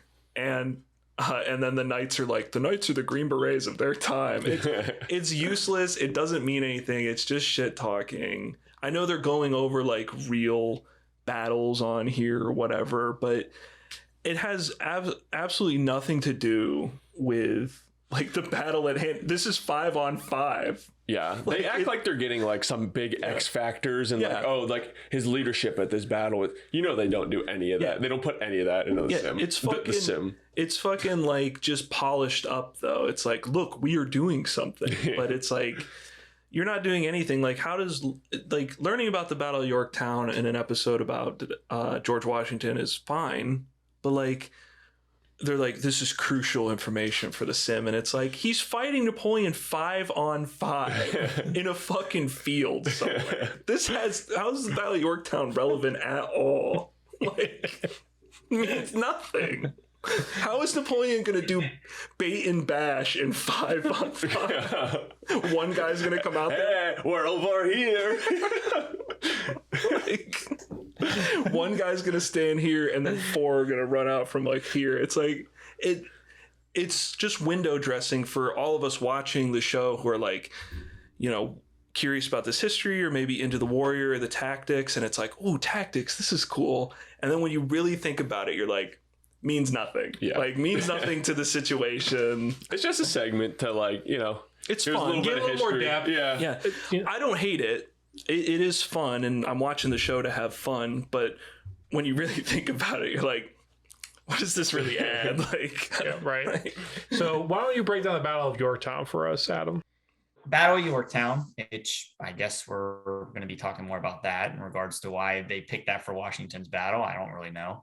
But it's very famously known as the Siege of Yorktown. So from time to time, they always think about like a battle, but it was in fact a siege. So a siege is usually when you surround a certain area and then the opponent on the outside of, and I guarantee you guys have done this in other Deadliest Warrior podcasts, but they're around it. And their goal is to basically cut off all supplies and suffocate the enemy inside until they eventually surrender. So it lasts from September 28th, 1781 to October 19th. 1781, which was 22 whole days that they were having the United States, which Continental Congress, and then, as Matt stated before, is the French army, which also helped out. So in regards to like the thought of why we picked this for George Washington, which I don't know why they did, is there's thoughts that it's Marquis de Lafayette. He's the commander of the French army and over in the Revolutionary War. And they actually have thoughts that he might have been the one that really came up with the concept of the Siege of Yorktown. So in this case, the illustration that they did in regards to the touch table, whatever it is that they showcase the fact that they surrounded for 22 whole days, and they are completely outmatched. So you have almost 20,000 Americans and / French versus 9,000 British in regards to this whole like siege over the course of 22 days. So, I mean, Washington did some commanding. I wouldn't say that it was like anything that the show has mentioned in regards to his battle tactics, but he did it. It's known as a very famous battle, and it's known as one of the last battles of the American Revolution. So eventually after that, British will eventually surrender afterwards. But to me, they should have picked a different battle to demonstrate his tactics, because that's what they do throughout the whole show. But yeah, I mean, you see a lot of help in regards to Washington had for this certain battle, or siege, if you would. You know who had no friends at all was Napoleon. Everybody hated him, which is true. He grew up on the mean streets. Which speaks to why one is remembered as, in a good light, and another is not remembered in a good light. Right. Well, thank you for that breakdown. We should, for season 4, we should give Adam his own board. We should, Adam's battle board. I have a smart board in my room that I could definitely draw it up for you guys. I'll put the camera right there, and you guys can see me just drawing photos. They ask this in the aftermath, and neither of the Americans can really think of a good battle demonstration. Like, do you have a battle that Washington did that would be better to put on the show? Or I don't blame you, because neither of the experts on the aftermath can come up with one. Yeah, maybe they can. I mean, you could have done with the crossing of Delaware, which was the Battle of Trenton or the Battle of Princeton, was They probably bring that up in the aftermath. Oh, So, do they? Okay, yes. I didn't watch the aftermath. No, I know I'm not knocking against you. I'm just saying they do bring that up. So I think those would have been better, but they went with Yorktown, and sure, he's well known for Yorktown, but in reality, it didn't have anything to do with his battle tactics that they talk about throughout the entire episode. Yeah. But we can definitely use it. That's fine. So I think actually Yorktown, isn't that the battle at the end of The Patriot with Mel Gibson? And doesn't Mel Gibson kills Cornwallis with a tomahawk or something like that?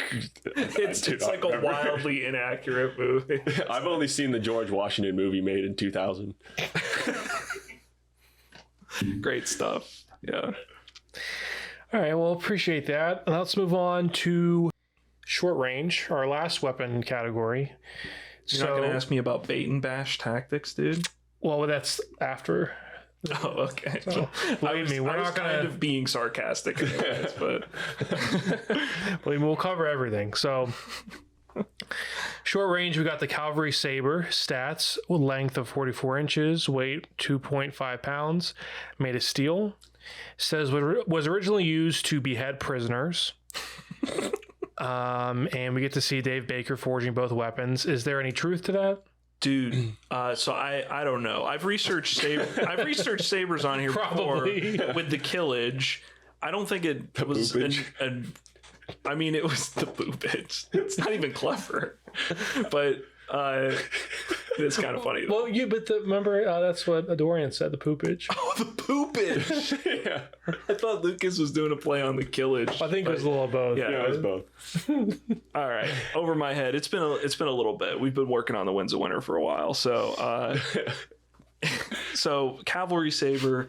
When I did the history of the poopage, the killage, aka, I mean, I think it originally came based on the Turco-Mongol saber, which it's because those guys fought from horseback primarily, so they designed a sword that worked from horseback, which is why a lot of Europeans adopted it for fighting off of horseback. As far as, I do want to mention that segment with Dave Baker is super dope. Yeah. I love that. I think it's so cool to watch him mess around in his little workshop. That could be the whole goddamn episode, and I would enjoy the hell out of it. It's just him being like, check out this sword I made. Isn't it cool? Yes, it is cool, Dave. So Napoleon, might not shock you to hear, did not really fight on the front lines ever. He wasn't a particularly notable swordsman or anything like that. He, commanded from the back like every smart general does. And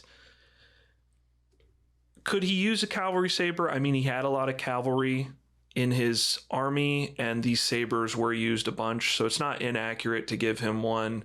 Napoleon himself owned like a million different swords, every possible sword imaginable. And they're, he's got ceremonial ones, decorative ones for battle, and they're ornate and they got all these cutesy little designs on them. That's why they sell for they mentioned that one that sells at an auction for $6 million or whatever. It's it's not just because they're old and Napoleon had it.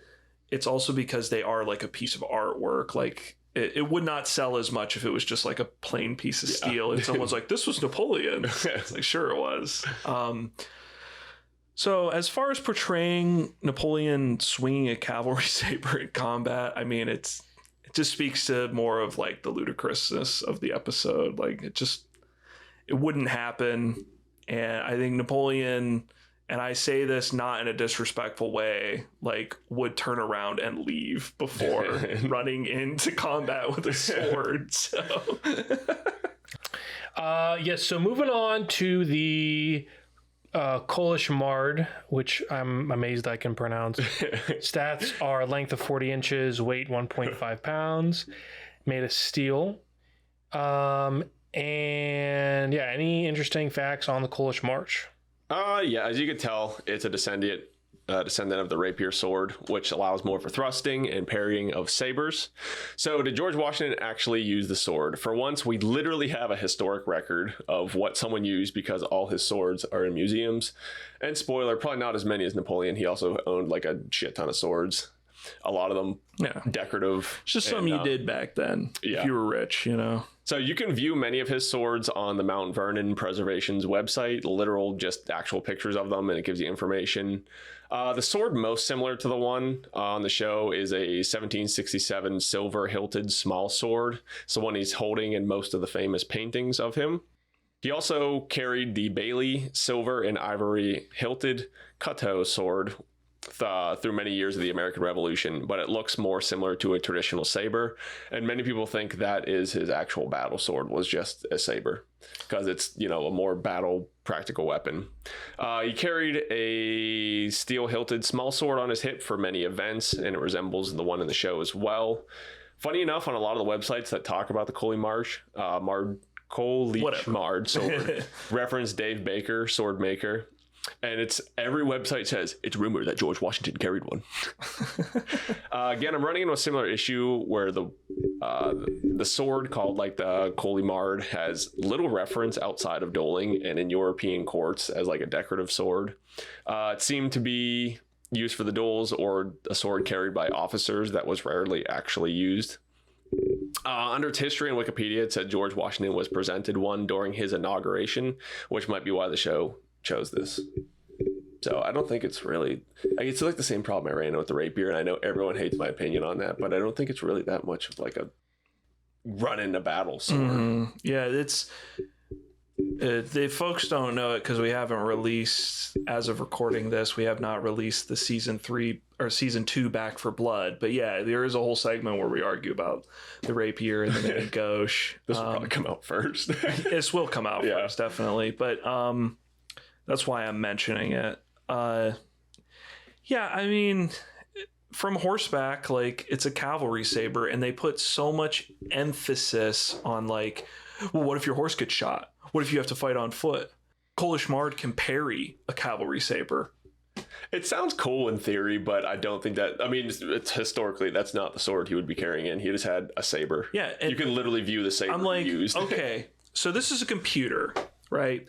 How often is Napoleon or George getting blown off their horse? Because they talk about it as though it is the majority, like, of what happens. Every day. They bring it up so damn much. They're like, well, what if you get shot off the horse? I mean, the saber's better for that, but like, what if you get shot? And what if they get shot? Like, you're probably going to break your neck falling off your fucking horse. Who cares that George Washington's got a fucking sword that can parry a cav saber? It does, like, there's so many other factors going in that I don't know. I think it's bullshit. They're riding from horseback. This is primarily what should be tested. That Coley-Mard is clumsy as shit on horseback. He's got to like stop the horse completely to thrust, and then he almost loses it in the first one he thrusts into. And Jeff even makes a comment about like, you know, careful, he almost loses it. And it's because a saber, there's a reason they were adopted everywhere for cavalry. It's smooth, man. You bring it down as the horse is in full gallop, and you can just cut right through a guy and not have to worry about it flying out of your friggin' hand. Yeah, I mean, the Coley-Mard is a dueling sword. I think this is one of the big flubs of this season. I don't think that sword would ever be used from horseback. Yeah. And someone could prove me wrong in the comments if you got some history that I know, but it just does not look like it would be. I know we're not at the edge yet, but it is another friggin' example. The other guys bring up points about what the test shows with the sabers, and then Mac just goes, "No, fam." Yeah, but the ability, seriously, it's Dorian and Jeff are both on the team of the saber. They're both like, yeah, this does more damage and it's less clumsy. And then Mac just goes, yeah, but the Coley-Mard like allows you to parry a cavalry saber. Washington's getting shot off his horse all the time, so he wanted something that would, you know, work in both instances. And you look at those thrusts did a lot of damage. And it's like, okay, like why bother having the test then if Mac is just he's got his mind made up from the beginning of what's getting the edge here. Is Mac gonna be a menace this season? Mac is a menace. It depends on if I like the Warrior. Yeah. I mean, I'm fine with him on this episode. I think he did a good job. Every episode. Depends on whether I'm on his side. Here, can I add something? Yeah, of course. So as I was doing my research, Lucas, I agree with you. And I don't think in no way, shape, or form that he would ever use this in that sort of way. But the one thing I found interesting is maybe you guys have done this in other podcasts, but there's a show on the History Channel. It's called Forged in Fire. Yes. Yeah. It's the successor. It's the spiritual successor to Deadliest Warrior. Yeah. Okay. So on Forged in Fire, I've never really watched it before, but I know the general concept is they actually had an episode where the individuals had to make the Kolishmar, the Napoleon saber, and Genghis Khan's sword. Yeah. And they had to test them, and it was actually a better test than whatever we got from the Deadliest, where they actually cut a pig carcass, which was cool. They actually cut a pig carcass, and they did say that no matter what with the Kolishmar, even though it's sharp, it wouldn't kill at all. Like it wouldn't be like you could kill it eventually, but like it really wouldn't do that as much damage as they hype it up in the Deadliest Warrior. So yeah. I mean, Forged in Fire, you can't. This is basically the team that does Deadliest Warrior, as far as I can see. It's aesthetically the same show. So that's proof right there, ladies and gentlemen. You know what bugs me about this now that I'm really thinking about it? What? They talk about this parrying technique, like, they bring it up every 5 seconds. We don't see a demonstration or anything, or even just an explanation of how it works. I get, like, the bottom of the sword's a little bit thicker, but like a demonstration, some type of test of this would have been, nice. I'm not a sword expert, and I'm sure there are some big sword buffs that probably listen to this podcast. Correct me if I'm wrong, but you can parry any sword with any sword. It's a technique. Am I not? Well, the thing that they're getting at is the thin blade allows for quicker movements. Right. Yeah. Well, if you're on horseback, you have to stop your horse to stab somebody, and a bayonet is going into your freaking stomach. So that's my take on it. Really underwhelming test in itself too. It's just kind of like there's no pigs. There's not enough blood. They're stabbing just like they put in the sound effect. They're stabbing like ribs from Giant Eagle. And then the other sword goes like bloop. Yeah, just like pokes it. I was like, yeah, that looks like a lot of damage. Mm-hmm. Man, I wouldn't want to get stabbed with that. Yeah, I mean, even the saber like hits, and like it just doesn't even look like an impressive cut or anything. It's like, he's like in there an inch. It's kind of funny because when he uses the Kolishmar, and we can go on this, from time to time, but whenever he uses it, he looks like he's like fencing. Yeah. That's literally exactly what it is. It's just like almost like a fencing object that they normally use. I don't know what it's actually called, but it's very similar to whatever the Kolishmar was that they had. Yeah. Well, the fix is in. That's all I got to say. Right. Fix is in. Well, after that argument, which if we're sub, you would see I just made a post about. So this is that moment right now. Nice. Hell yeah. Okay. Anyway, so the test is a standard horseback test. Just like, it got really old learning different ways to describe these tests because it's just he's on horseback. Right. The saber, mostly just slashing. Kolishmar, more thrusts. I think we kind of covered that a little bit. Dorian says instant kill city here, which made me think of the rehearsal where Nathan Fielder's like, wow, it's like Door City in here. Shout out. So if you know, you know. I noticed every test is like even, not that like even in effectiveness, but just it's a one-on-one matchup. Like there's not an apples and oranges like other things, which I think we talk about these two paths, which I don't want to get into till probably end of the season, but you have the hardcore realism that season 3 is going down, relatively speaking, or just apples and oranges fun, don't take it too complete not comparing a Scythian axe to a ballista. There's not even an illusion of trying to be like comparable. Yeah. Right. So I'm not going to dig into that, but that is like on display here. I'd say the experts debate the swords based on their uses on horseback versus foot, and Mac ultimately gives the Kolashmar the edge because he is the main character, and because of its utility on foot. So the edge goes to the Kolashmar. Mac the Menace. Mac the Menace. I do like Mac on this show, by the way. I'm not hating. I just feel like it's in his contract that he always has to be right on the edge. Like, I don't know. Yeah.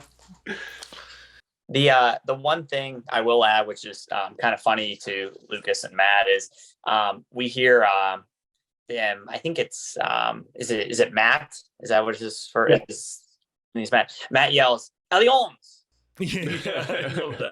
It's funny because it reminds me of like in how we took French, even though like we didn't know French at all, and like they spend like the entire episode not like trying to say anything about the culture of France or even trying to speak it, but for some odd reason we get him just speaking French. So it kind of reminds me of us. We just be like, "Sure, just sweet," like being able to think we know French even though we don't. Can I have an un muffin, please? Yeah. All right.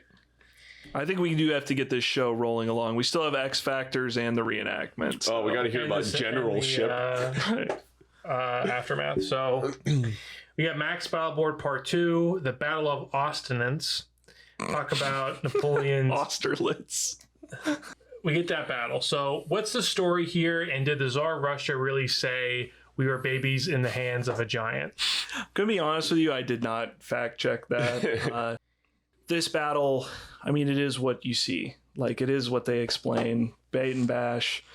It's just a feign. It's another way of saying the feigned retreat, basically. Yeah, like, I'm running away, psych. I'm killing you now. Right, yeah. It is what it is.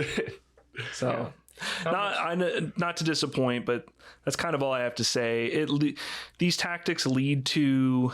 They give Napoleon the edge in tactics. And they don't mention it, you don't see it till the end of the episode, but when they line up the X Factors, this counted as an X Factor for tactics. And Napoleon got an 88 and Washington got an 84. I just wanted to ask, like, if Napoleon Bonaparte gets an 88 on tactics, what do you need to get an A in this fucking class? Who gets an A in this course? Spartans. Leonidas. 100%. What would I get? I'd get like a 2. If I'm lucky. Well, you never had an empire, man. This is very true. Right. So let's go into the ratings. Robert Daly's ratings. The show has been pretty buttoned up so far, relatively speaking, I think. And this is sort of the bullshit that I was craving, I think. So the show gives various attributes a rating from 1 to 100 for each warrior. It's extremely hard to take Robert Daly seriously, and I kind of start laughing every time I see him now because, like, if he's on screen for an extended period of time, I just think about him lying and being Ray, and I start laughing to myself. I also love the big fat lie that we all know is not true, where he's like, it's actually a team of us that come up with these numbers. Like, can you imagine sitting around a table with guys and being like, what would you score George Washington? Oh, let me like, he's like you're right. 84. Like 8 guys vote on it, and they decide on like 80. They're like, let's give him an 80. Well, what about Napoleon? And it's like, well, we can't make it too much higher, but it's you think definitely it's better higher. or worse? Just make it like 4 more or 4 less. Let's give him an 82. That way, it's kind of like, Yeah, which is how these are decided, right? Yeah. Like the one producer or something just writes them because these numbers are hilarious. This is my favorite part of the episode. Right. Robert Daly, he also looks like nervous, like he's hiding something, which he is. I wrote down, I think the show's bullshit. Right. Yeah. Right. Yeah, that's fair. Yeah. So just to blow through the X Factors real quick. Generalship. All right, let's bring it together. Which I don't think I've ever even heard that word before. Generalship. What is? Never mind. It's leadership, right? That's what it is. Yeah. It's a leadership stat. So generalship. Washington gets an 88. Napoleon gets an 82. Because, quote, Washington knew what it took to get the job done, and Napoleon was impatient. And I wrote, what on earth? Like if there is one category, whatever generalship is, you would say, oh, Napoleon is like, that's it. But no, Washington knows how to get the job done. Whatever the fuck that means. So that was a good moment.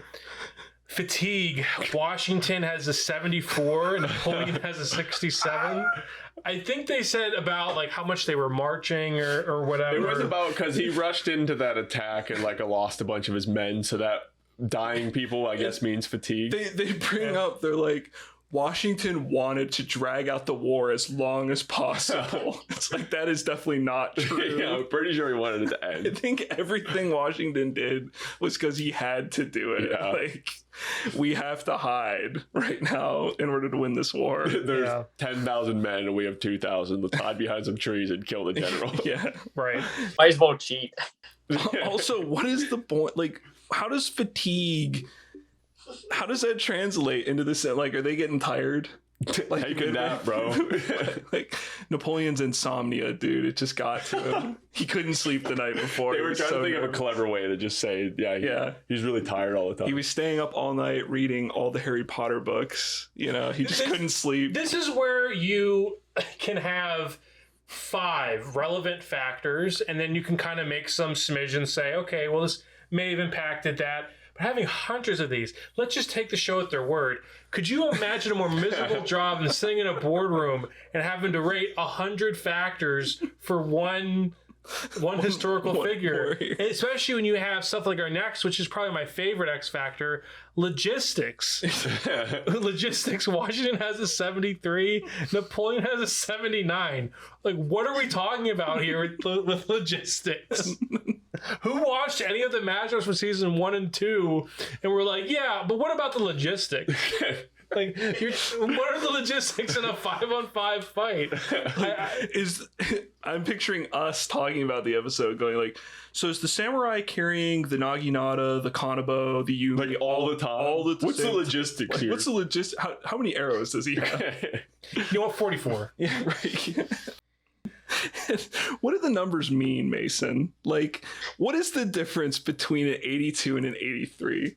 Like, how does that factor into the sim? It's just another like polished way of like saying absolutely nothing. Right. And then finally we get tactics, which are mentioned in the kill summary and maybe earlier as well. Mm-hmm. Washington 84, Napoleon 88. Tactics obviously very different than generalship. Generalship. I can't stop laughing. I'm sorry for people listening to this. We're just laughing so hard. Like, I hope you're laughing too, because it's just nonsense. I wrote, I was like, logistics. It's true Napoleon overextended himself. He captured too much territory too quickly and got aggressive in seizing the Russian capital. Moscow was not the capital at the time, but moving on. He got caught in the brutal Russian winter without enough supplies.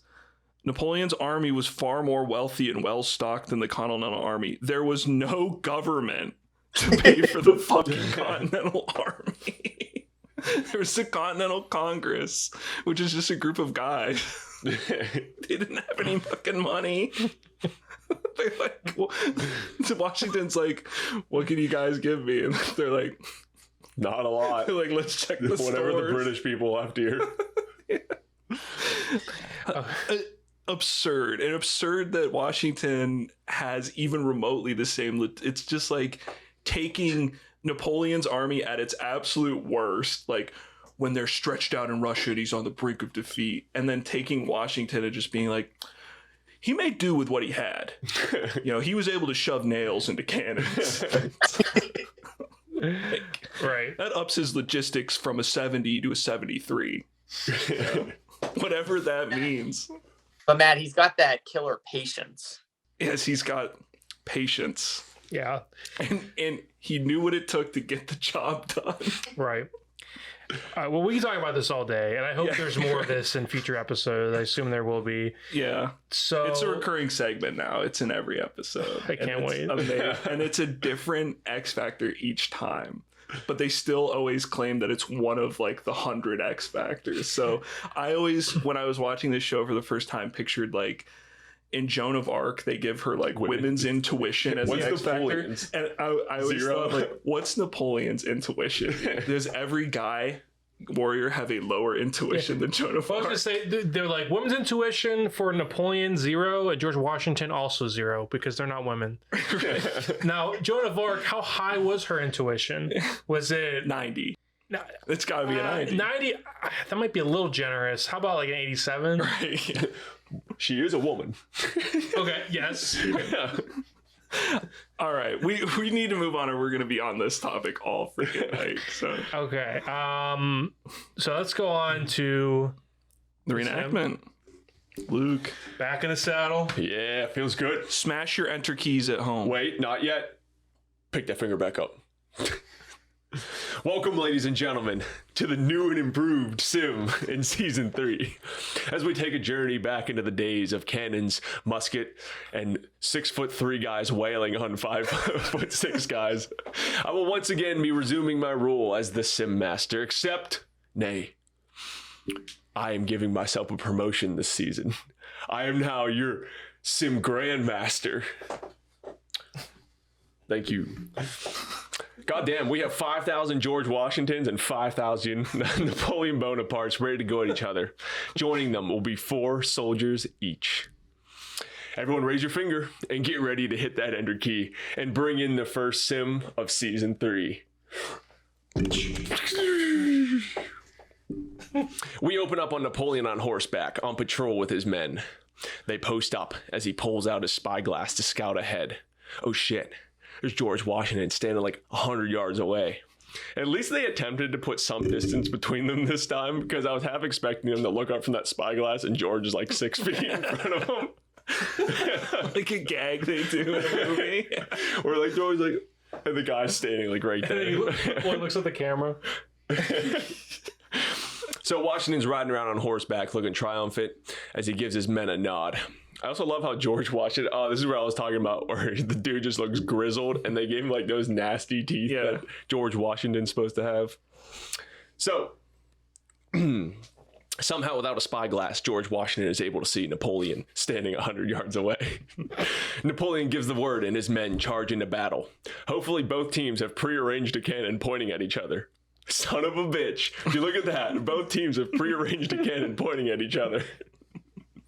We open up with some volley of fire from both sides from their muskets, and we get some terrifying war screams of "Ah!"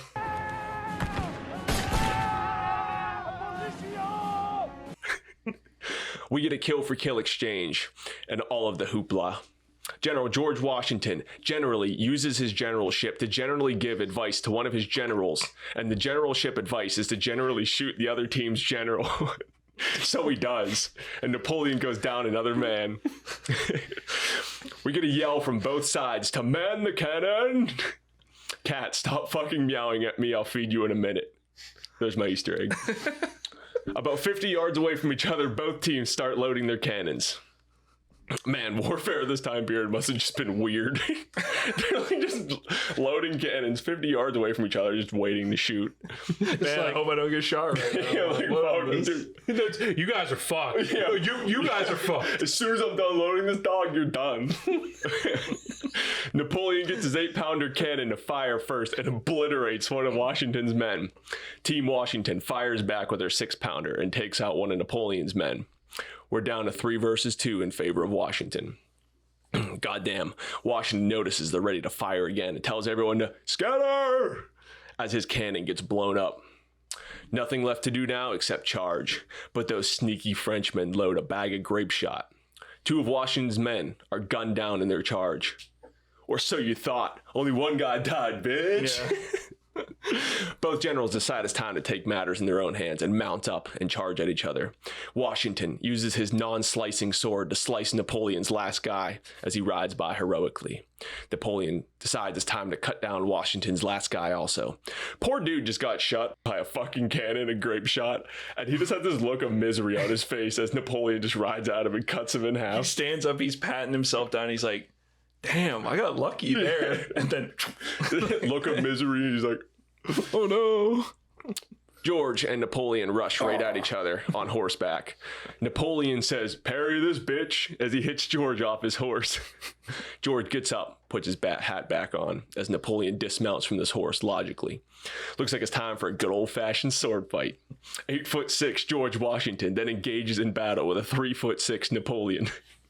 If there's one thing we know about Napoleon, I like that you just said that. If there's one thing we know about Napoleon is that he was very respectful of fair fights. He was a duelist. He never deceived his enemy. He would never take advantage of being on horseback. He's an honorable man. Oh yeah, he's got it logically. But the actors look like the same height, though. I got to point that out. Yeah. George rockets a punch straight on Napoleon's face. We get some good old sword hits, and George remembers what his sword is intended for. Napoleon gets some slashes that gets presumably parried, and he's stabbed right through the neck. Boom. Winner, the good old US of A. Hell yeah. America. Okay. All right. There'll be a recurring theme song in this season. All right. So happens this season is the most egregious with the Teddy Roosevelt wins at some point. Sorry. Let's keep it one battle at a time. This episode's long enough. Yeah. So the results. So I believe it's Mac who says this is the closest battle in Deadliest Warrior history. So Washington wins 2,530 battles, which this does make more sense than the kills, which is 50.6%. And Napoleon wins 2,470 battles, which is 49.4%. Weapons effectiveness. So I wasn't initially sure what this meant because it's pretty confusing, although Mac will explain it. It was a little more light on what they're trying to say. So Washington, 6-pound cannon, 31% effectiveness. Polish Mard, 53% effectiveness. And the Brown Bess and long rifle combination, 73%, which was the deciding factor. Napoleon, 8-pound cannon, 69%. Nice. The cavalry saber, 47%, and the 1777 Charleville musket, 27%. If you notice, those percentages are opposite. So basically each range, like they battle like at a certain range, which I'll get into. We'll save it for the final thoughts of the battle once we get through the aftermath. So the panel is Mac, Paul, and Philippe. Philippe, I wrote Simeon for a while because I thought that was his name, but Philippe straight up says, "I didn't lose anything. They're both dead anyway. It's computer sim made by Americans. Obviously, it was not going to favor the French side." Hell yeah, the American computer. Now he does say, he said, but also it's a fabulous show, which is probably the least true statement of any. Just kidding. So, he said that tongue in cheek. He's very. He is cheeky in this episode. He's very cheeky, and if you're going to buy an Aftermath, I mean, maybe don't, but this is a good one to buy. So, and he says that maybe if Napoleon's ego got too big, he would have won like David versus Goliath or Namath versus Unitas, which I thought was a very niche comparison for a French dude to make. So, and he said that Paul thought Washington was going to lose. So... Right. Crazy. Yeah. Wild. So did I. Viewers says that the Continental Army was never more than 20,000, while Napoleon took 500,000 into Russia but came back with 25,000, and says that 5v5 would favor Washington because of this. Yes. Correct. Philippe says leadership is leadership and doesn't scale to where it would give Washington a clear advantage. It's fair. Have you ever asked what the percentages mean? Which Max says that in battle, each weapon is tested against each other, and that's the percentage of times one side won out over the other. The only problem with the explanation is 2,500 is not divisible by 3, so I feel like he pulled it out of his ass. Yeah, because also those percentages are just a clever way of hiding all the shit that they would get caught on. You know, we bring it up every freaking episode. The inconsistencies in like the total kills and stuff, because we don't know. They're able to do this and just say, well, we gave this weapon the edge, and this is how much of the edge it had in percentage numbers. I don't like these new results. I don't like it either, because you can't like add it up. How many of these kills happened by the cannons versus how many kills does the sword get? Yeah. You know, so did they do 2,500 cannon battles, 2,500 musket battles? Like, I don't understand. No, it would have had to be divided by 3, which, you know, as you brought up, it's not. So it's like, and so they must be picking it according to a system that we don't know about. And I feel like they don't bring it up on the show because there is no system about it. So, like, you know. Right. Yeah. There is no actual system. They just make this shit up. So, yeah. Let's see. Try it with your own fan fiction. Incredibly easier to come up with, like, if you have 6 weapons, much easier to come up with, okay, I gave this one the edge, and just make up a percentage versus another percentage than it is to try and take everything into account and be like, well, you know, the cannon got this many kills more than the musket. You know what I mean? So it's much easier to do, and I think that's why they switched to it, because it's easier to fake. Right. Boom. Sorry to be so cynical. Yeah, bring back the old results. I like the old results better, where like the ballistic knife's outscoring the Beretta, because it gives us something more to bitch about. Yeah, right. Right. I'm only happy when we don't need any more to bitch about. So. Not on this episode. Right. Viewers ask what X Factors were in the show, or weren't in the show. And Max says that there are hundreds now of X Factors. So at least, if you look up, the plural means that there's more than one, which means there are at least 200 X Factors. So I can't even name 200 things about George Washington.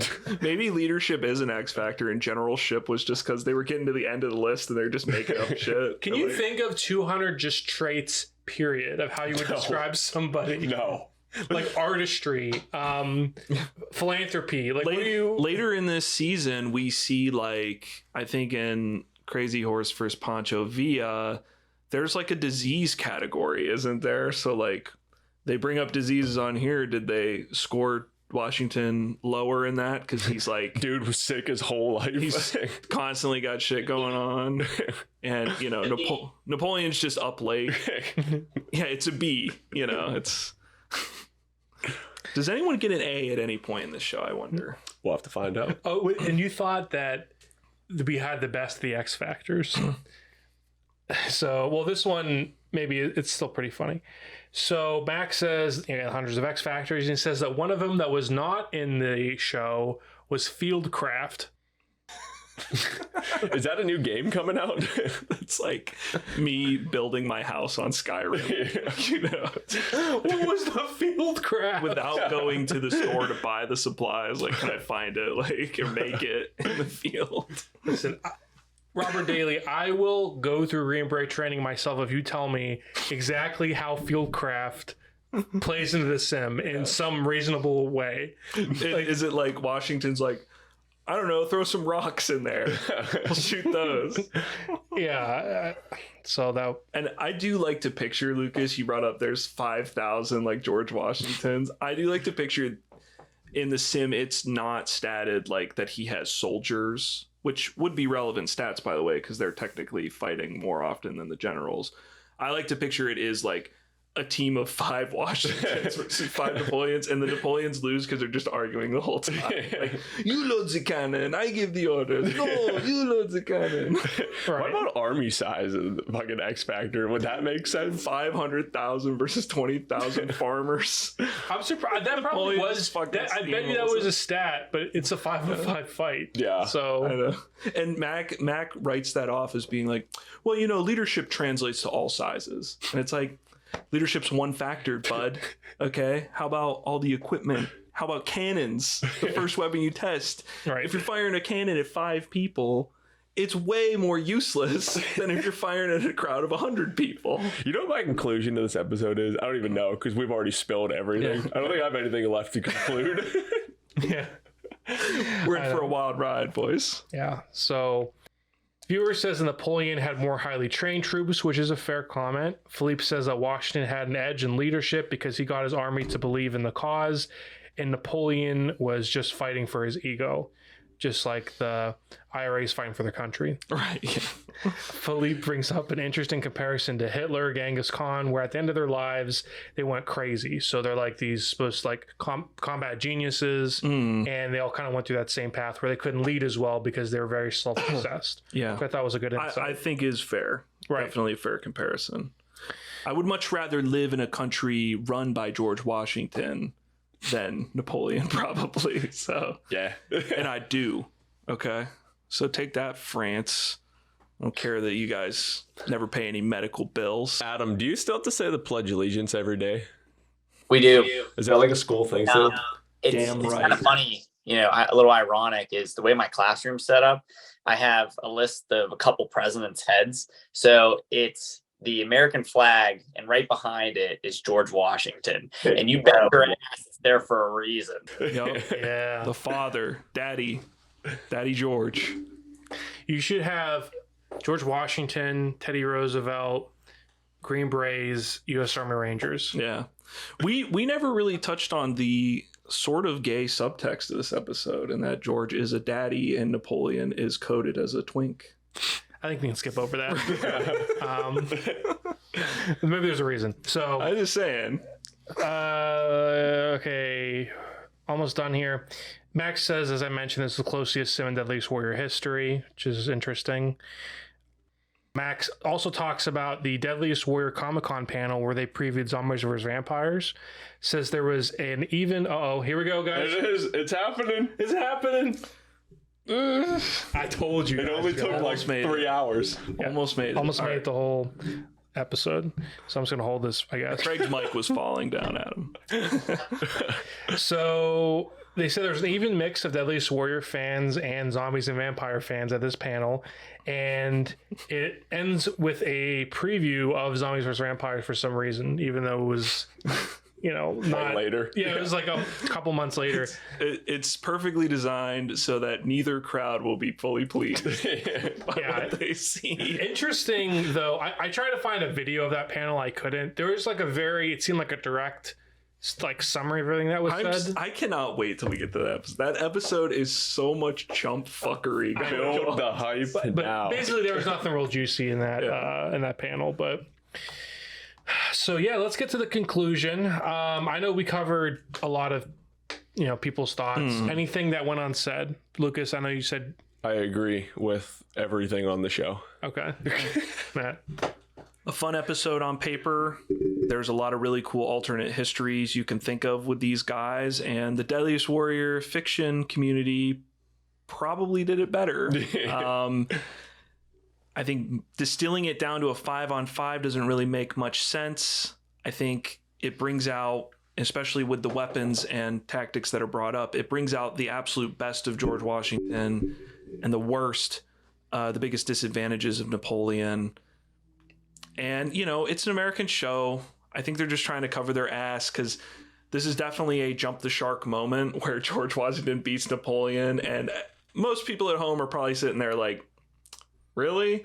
And so they have to cover it and be like, but this was the closest generalship, the closest match in history. So we didn't just give this to Washington, super close.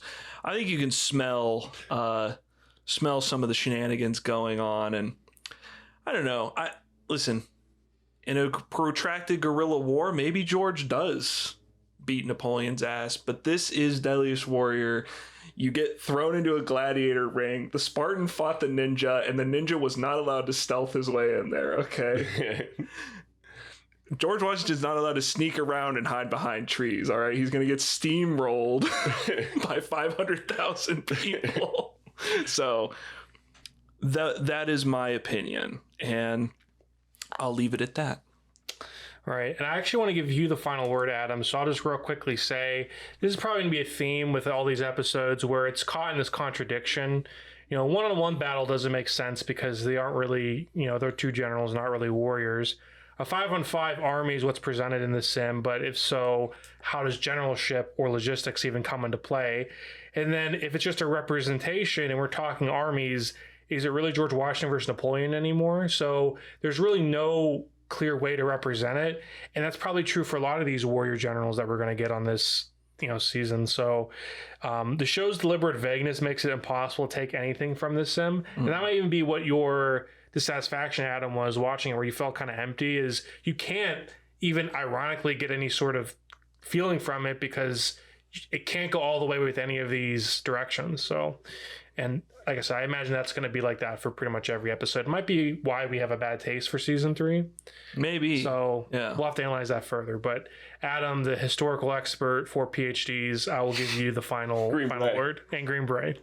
Wayne Lee, only 1 PhD. Adam has a Green Beret and 4 PhDs. Yeah. Oh, yeah, he has a Green Beret. And he wears one sometimes. You can't spell Lee without L. All right, there you go, Adam.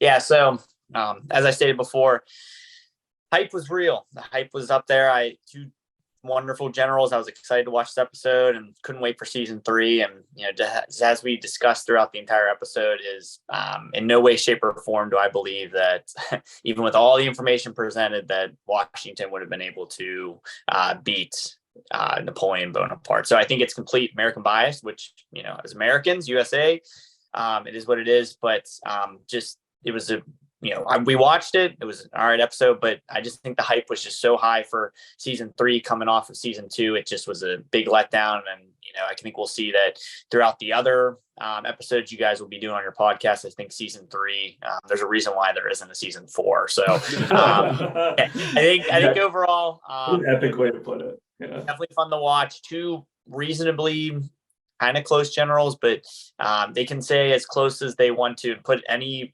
traits as they want. In no way, shape, or form would Washington have been able to beat Napoleon. Yeah. Thank you. Well said. Well, we hope you are staying tuned for the rest of those episodes that we cover, as well as all of you at home. And shout out, tap the sign, bring back Max Geiger. For a season that's not happening, but you can dream.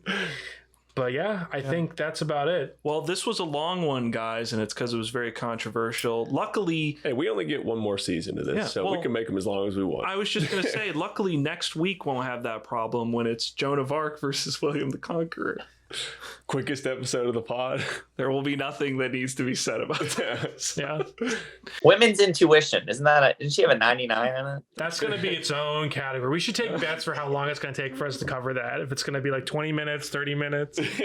So we will maybe have to have some women so we do not come off as misogynists, so we can get the female pass. We'll have to bring Alyssa back. We'll have to drag my wife back on this show. My wife. Yeah. I'll be like, all right, honey, time for your second episode of Deadliest. Okay. Yeah. Yo, welcome to season 3. Season 3. I am super hyped. Yo, let us know in the comments. Sound off in the comments.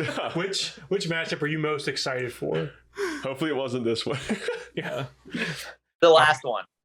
For the last, yeah, exactly. Dude, that is going to be an epic finale. I feel like that vampire versus zombie. Well, stay tuned. Special. Yeah. Stay tuned for next week when we fix Craig's mic and it's actually like set up. All right, guys. Thank you, Adam. Thank you guys for watching. Yep. Welcome to season 3, baby. And one final thing to say to you. You know what it is? Stay deadly. Stay deadly.